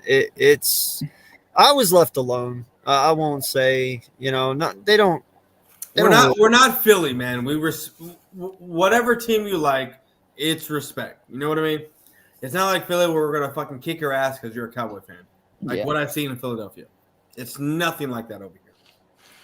Well, don't let them also portray us to be that way, because we're not all that way either. There's the Giants, though. That's the only team we hate. Like I want to go. I literally want to go to a Cowboys game in Philly, but I'm legitimately scared that I'm gonna get my ass beat. I'm legit like that. That's a fear of mine. Yeah. Well, no offense, man, but let me put it to you this way: if you keep your mouth shut, you'll be fine. Don't keep my mouth shut. I know. Like, that's why. Like, I've talked to Joey and I've talked to Desert Eagle, and I'm like, I've talked to Philly 500. If I go to a game, I'm going with one of y'all. I'm not going by myself. I don't blame you. And then, especially if my girl wants to come with me, like that's another fear of mine. Yeah. Like something happening to her. Like I don't give a shit about me, but something happening to her while we're there. I can tell you right now, no Eagle male fan at least is going to do anything to a female. Okay, I would hope not. I mean, I hope you're a bigger man than that to actually come at a guy rather than a female. All football and all sports aside, you would understand. Like in reality, you wouldn't do that. Exactly, that's my point. So, I mean, I would hope our fans aren't not that immature and stuff to do something like that. But I mean, I have been amazed before. So, well, Giants fans I hate Giants fans. I mean, the guys that we know here, we don't hate, but Giants fans. So uncensored, you living in Corpus, I need to know. No, I lived in Beaumont. I just went and visited Corpus. Well, I mean, you visited Corpus. So I'm sorry. Yeah. I need to know. I mean, did you go grocery shopping when you were visiting places? Did you go to a grocery store is what I should ask? No, I didn't. When I was down there, I just went down Friday to Sunday to visit my wife's cousin-in-law. Well, my cousin. The only reason why I ask is because this is only like southern part of Texas. If you go further to where you're at, it's more Kroger's, Albertsons. Peace out, Papa Storm. Up there. To where I'm at, it was more of an HEB grocery store. Peace. And that's what I'm going to talk about. But I don't think you've ever been to an HEB. It's a grocery store that's, to me, because I'm from southern Texas. I was down there, I just went down Friday to Sunday. Midwest Eagles, your thing is. Yeah, you got to turn off your YouTube. The reason why I asked is because we hear your voice for like, again. There you go. Yeah, but it's one of the best grocery stores. I mean, any other grocery store I've been to is fucking garbage compared to what we have down here. I guess I could say I'm biased because I'm trying to think of where I did go when I was there, because like I said, it was like back in 14 to 16, so it's been a while. But it was a grocery store. I mean, if you've gone grocery shopping. I've been. I just never been to that one. But I went to more like it'd be up here in Pennsylvania, like a BJ's, And I know that's funny, but that's what it's called. It's BJ's. It's a bulk. It's a wholesale place. It's like a Sam's Club or a Costco. Our grocery store is only it's down. I mean, I think there's some in. I don't know if there's some in Houston, but I know it's all southern Texas. Yeah. You go further up north, it's more. I know Beaumont, it's more Albertsons, Kroger's type of grocery stores. Kroger's I went to. Kroger's, that's it. Yeah. Kroger just moved out of North Carolina like 2 years ago. Did they? Yeah, they. I always find myself shopping at Wegmans now. They changed Sam's Club. They changed Sam's Club. They just built a Wegmans literally like across the street from my house. Dude, Wegmans is fucking dope, dude. That shit is huge.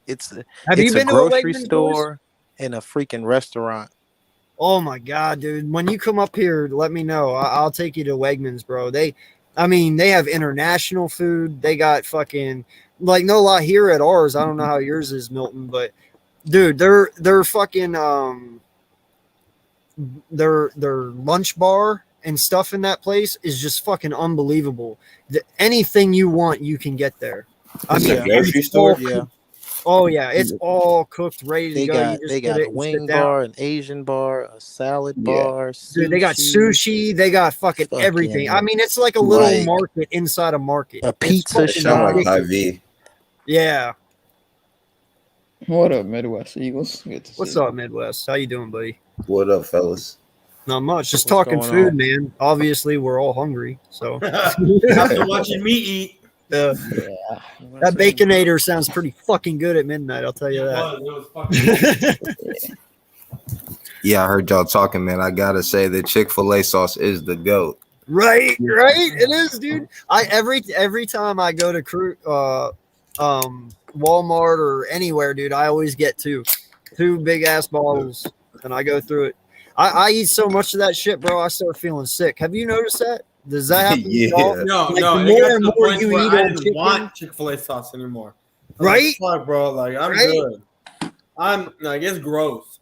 yeah, it's They hitting. call now. Carl's Jr. Hardee's in some places. Dude, Fuck Carl's Carl's Jr.'s Jr. is the bomb. No. Now, see, we had Carl's Jr. in Alaska. They weren't Hardee's, they were Carl's Jr.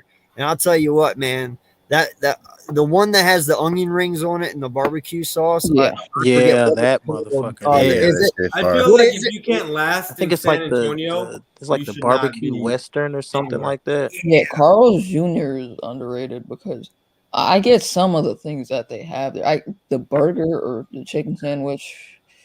The chicken sandwich is okay, but Yeah. the burger, yeah. They had a bacon burger. I know that. I used to get that. Yeah.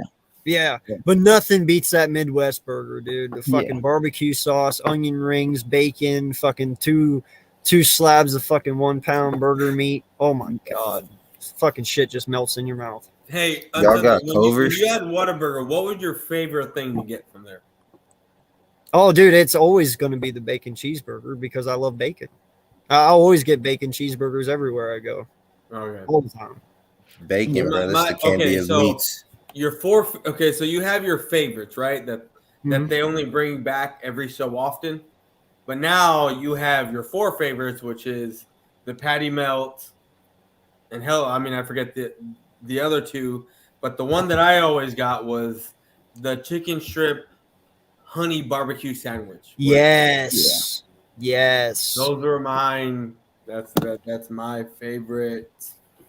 Fucking, I love. What is your all time goated McDonald's thing? I just get double cheeseburgers, man. Double cheeseburgers, large fry, large Powerade, and that's it. Dude, nothing beats the fucking barbecue rib. See, When I've they bring never back been a fan of it. The McRib, dude, that's The the McRib, goated I've never sandwich been a of fan of it. McDonald's. That is the goated sandwich right there. That McRib, dude.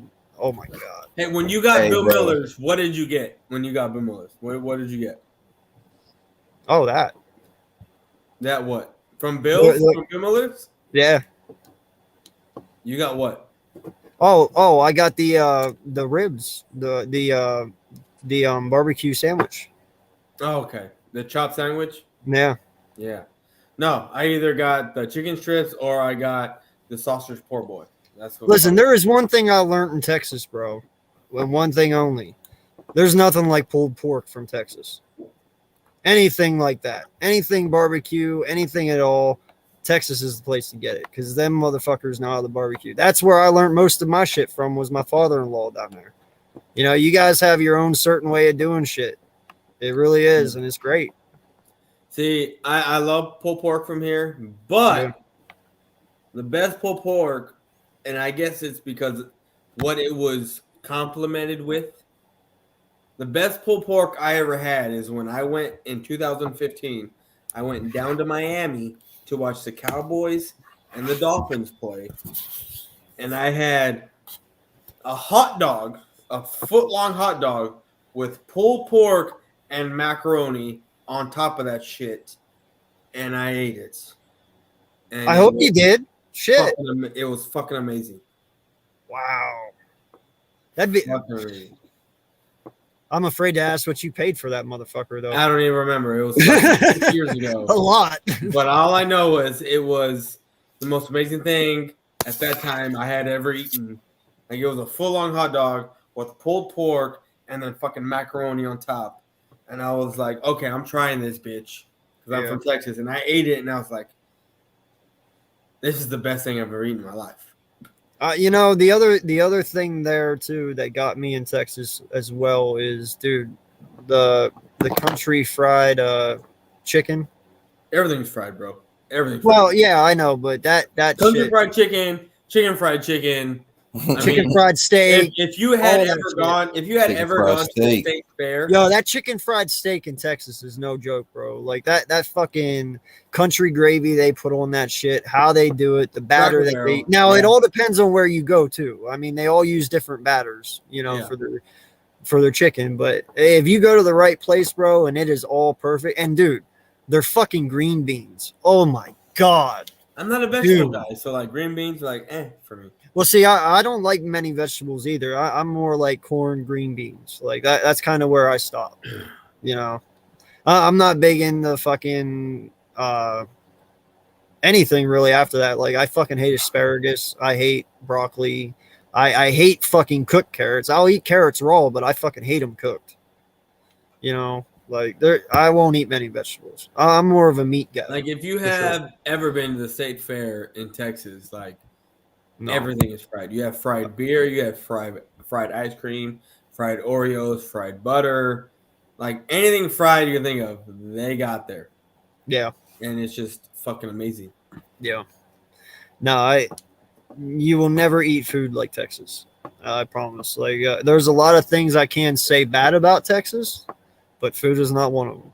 One of the things you'll say bad about Texas is the Cowboys because you're an Eagles fan. So. No, actually, no. There's a lot. I mean, where I lived in Beaumont, dude, a lot, and where my aunt lived, she actually, I don't even know if you've even heard of this, but Comasnil? No. All right. Well, it's right above. It's right above Beaumont. It's like a little town. You blink, you're through it. It's got one little blinking red light, and you're gone. Yeah, it's a one-horse town, man. Yeah, there's like population 800. Like that's it. Dude, this show's been absolutely amazing. I just gotta say that. Well, thank you. I appreciate that, man. And they're a bunch of river bottom folk. Like no lie, and you know what I mean by that. Them backwater river dudes. Oh yeah. And bunch of hillbilly banjo motherfuckers. Won't lie. And dude, there's some very ignorant people in Texas. And when I mean ignorant, I don't mean as in mean. I mean as in not very intelligent. I'm gonna say your skin color, but yeah, no, I got you. No, dude, I don't. I hate everyone equally. I have a black and white TV. I don't see color. No, I'm not talking about you. I'm talking about in Texas. When you say, no, there is a lot of racist people in Texas. I will not lie. And I mean, I met this one guy one time. His name was David, and this is probably the most stupidest thing I've ever fucking heard in my life. But he looked at me one day and he's like, bro, I don't even know why you're here. We hate everyone from the north. And I stopped real fast and I just looked at him with that dumb look on my face, right? I'm like, what did you just say? He's like, we hate everyone from the north. I was like, you realize you just said you hate 49 fucking states, right? Because you are the lowest of the low. He's like, yeah, that's what I mean. He's like, fuck them all. I'm like, you're an idiot. I mean, he's not lying. But that's how a lot of them look at it down there. Like it's either Texas or nothing. And it's like, dude, I'm one of them. It's either Texas or fuck everyone else. Yeah. Because, okay, I mean, I don't know how long you were here. I was there for 2.5 years. Okay, 2.5 long years. enough. But you should know that Texas does not consider Texans does not consider Texas a state. Yeah, I know. We don't consider ourselves a fucking state. And I don't know if anyone else knows what I'm talking about, but Uncensored, you know what I'm talking about. Yeah. We're not a state if you talk to Texans. We're something completely different. And we think we are equal to the 49 other states. Come on. They think they're their own country. That's why Cowboys fans are crazy. I mean, I wouldn't say that, but no, you do. You think down there, you guys think you're your own country. The only reason why we do think we're our own country is because we were our own country. And we're the only state to be allowed to fly our flag level with the United States. No other state can do that but Texas. And we are I want to say we're the only state to have 6 countries. We are owned by 6 other countries. United States, Texas, the Republic of Texas, United States. It was Mexico, France, Spain, and I forget the last one. But yeah. And that's where you get 6 flags over Texas. Yeah. No, I know, man. It's just because I'm bi-coastal. France. Literally, I'm bi-coastal. I've lived on every coastline there is. Okay, I've lived in the South, I've lived in the West, and I've lived in the East. I've covered it all. I've seen them all. You know, I must say, you know, you guys brag about being the biggest. I've lived in them both. Alaska eats you guys up. First. Oh yeah, you can fit 7 Texas. Yeah. in Alaska. Yeah. So. You know, so and then when you sit there and you see all the people in Alaska, you know, like you have everyone from every state up there. Like it is truly like an immigration party in Alaska. It's the last frontier is what it is. Yeah, it's an immigration party in Alaska. No lie. Everyone from everywhere is up there. You know, I was even amazed. I ran into 2 people that lived in Pennsylvania, not even 30 minutes from where I used to live when I lived there. I mean, I was completely mind blown. To be I was honest like, with wow. you, Alaska is a place I would love to visit. Like dude, it's great. It's great. It's so weird me being a city dude, even though I have country roots to an extent. But Alaska is a place I sincerely love to visit. My dad has gone there a few times because of his job, and I wouldn't know when the best time to visit, only because 6 months out of the year it's light, and 6 months out of the year it is dark. And when I mean 6 months out of the year, I don't mean, there's so many, I mean consecutive 6 months of either or. You know, we tell people that just so they fucking stay away. So I'll clear it up for you a little bit. So we do have that, but you only have pure night way up north. Okay. Where I lived in Kenai on the Kenai Peninsula, which is 2 hours south of Anchorage, Alaska. We did have our full days and our full nights. Now, granted, full days are truly full days. I'm not going to lie about that one. Like, that one was truly the one that fucked with me the most up there. You know, because when you go from a state where it's at 8:00 p.m., it's dark as shit out, to a place where at 2 a.m, it's like it's noon out, that really fucks with your time clock a little bit eternally. So, you know, one day I was sitting there and I was having some beers with some buddies of mine, and I looked down at my watch. It was 5:30 in the morning. I was drunk as fuck, and I had to be at work in 30 minutes. Like, it fucks with you that hard. Like, I got home at like 8 p.m, and we had a bonfire, and next thing you know, it's 5:30 in the morning. But it's so daylight out, you don't even know. You can't tell. And I didn't even think about looking at my watch, because I didn't think I didn't think it would be possible, but I did. Now, night, you know how in the daytime, like at 6, or we'll say 7 in the morning, when you wake up, look outside, you got your purples, your oranges, like the sun's just starting to come up. You can barely see your hand in front of your face, but you can see it. That's what pure night is up there. All right. So you'll wake up in the morning at like 6, 7 in the morning. It will be jet black out like it is right now. Okay.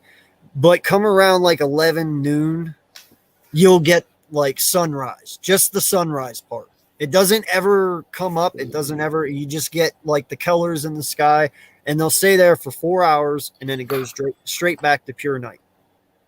So you do get a little daylight, but you still have to drive with your headlights on.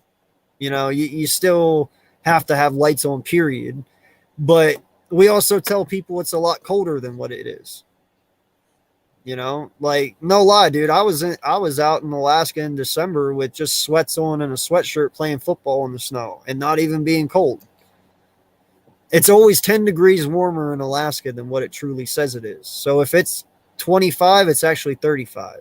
If it's 35, it's 45. And the reason that is because it's a dry state. It's not humid. It's not a wet. So it's always going to be.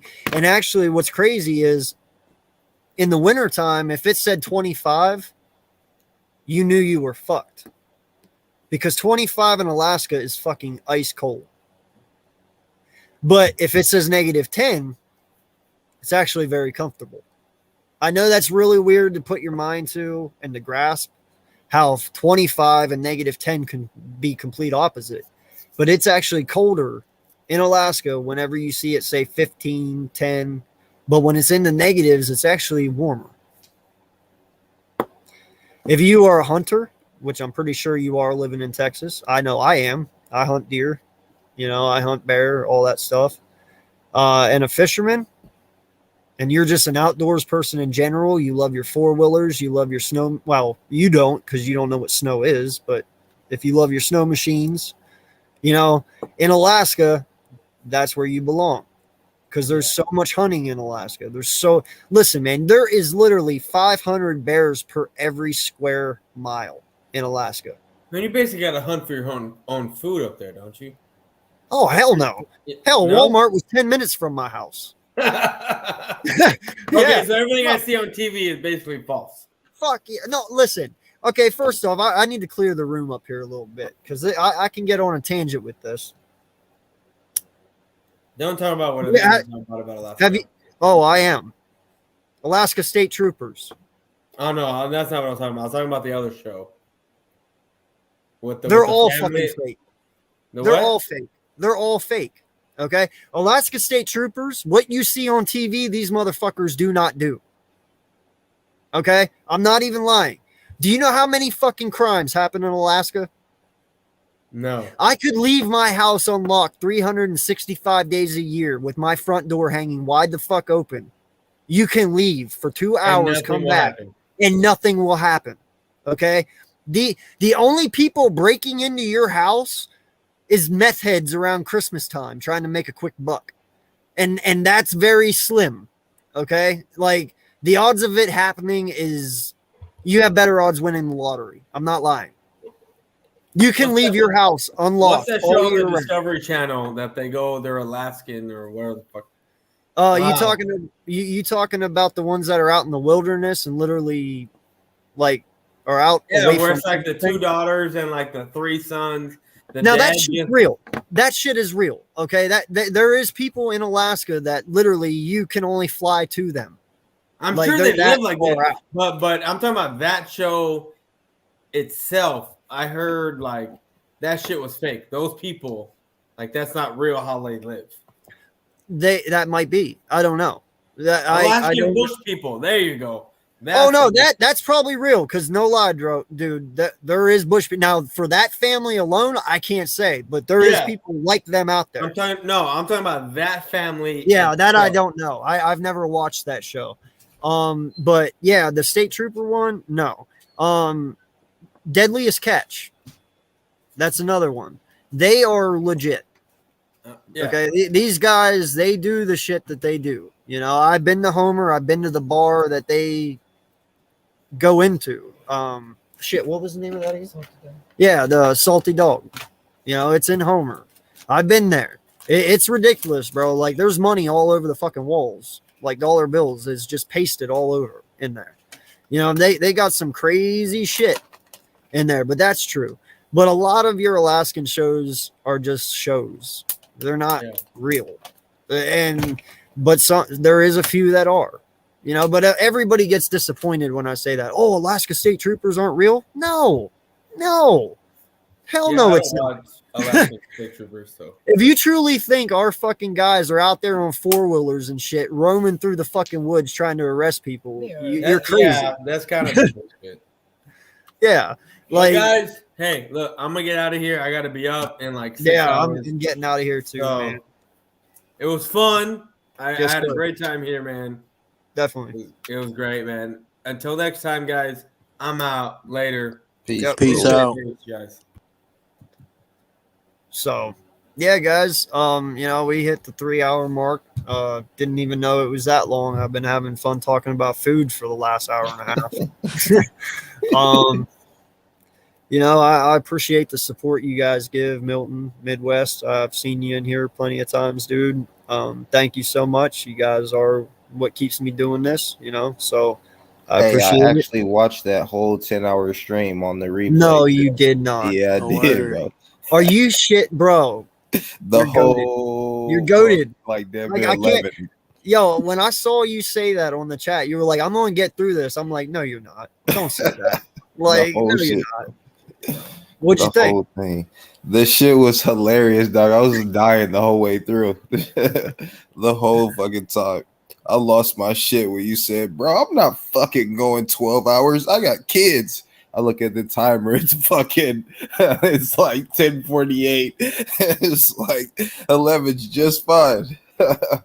Well, bro, I was sitting there that night and stuff. And, yo, Joel, what's good, my guy? I was sitting there that night. It was this time last week. And, Jerry left and Wales came on. And, we were just sitting here having a good time. I looked down at the clock. It was like 1:58 in the morning. I was like, well, fuck. My kids are sleeping. My wife's sleeping. I don't want to crawl in bed, wake her up. She always bitches at me for waking her up, and rightfully so. I'd hate to be woke up in my fucking sleep too. So I was like, fuck it. I'm not going to disturb the family. I'm just going to stay out here all night because I had shit I had to do in the morning anyway. So I did it. And it was just like a last minute decision, but that last 2 hours is what kept me going, dude, because you heard it. Like, some of those conversations were. Yeah, man. That's epic. That's big time. Yeah, no, I love doing it, man. It was very fun. We'll do it again sometime. Sometime. Not sure when, but yeah, man. I do appreciate it though. Like 10 hours, you're fucking goated, my guy. Because I don't know anyone else who did it. I don't. I'll So, just be listening while I'm at work, bro. That's awesome, man. I appreciate it. And thank you for the watch hours too. So, yeah, man, it's great talking to everyone. Sorry you got in here so late, Midwest. Next time, hopefully you can get in here a little sooner and we can talk a little more. Jay Milton, my guy, appreciate you and all you do, man, and your support. Oh, no doubt. You got it, AK. Yeah. I love the content, man. I love the content. You know what I'm saying? The conversations are great. The environment is good. You know what I'm saying? You're a good person. It's just good vibes all around. Thank you. Yeah, man, I just get on here and talk my shit, speak from the heart.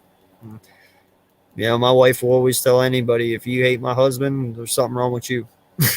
So I try to keep everyone, in the show. I try to get everyone on I can and try to keep it interesting. And hey, if you guys have suggestions for the show, you want me to talk about something, you want to do something, whether that's like I don't know, like a Jeopardy night or something, like you want to add games into this shit, any ideas at all, please drop them in the comments. Let me know. We'll figure it out. We'll work it out. I would love to get the chat more involved instead of just people listening out there, so any ideas you guys have, man, please send them my way. We'll work with whatever. For sure, bro. Appreciate you. Keep doing your thing. No problem, man. So once again, guys, I appreciate it. This is Eagles Uncensored actually, no, I fucked that up already. Thanks.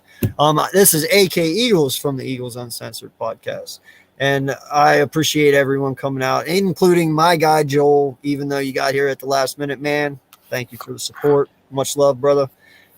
So until next time, this is AK Eagles. I may fuss and cuss, but you can count on me and my content like the fucking city bus. And if you like the Wagyu, subscribe too. Thank you, guys. Appreciate you. Everyone have a great weekend. No Eagles football, so just relax and, kick back, enjoy football this weekend. We ain't got to stress. It's our day off. So thank you, everyone. Until next time, fly Eagles fly. We're out. Peace. Peace.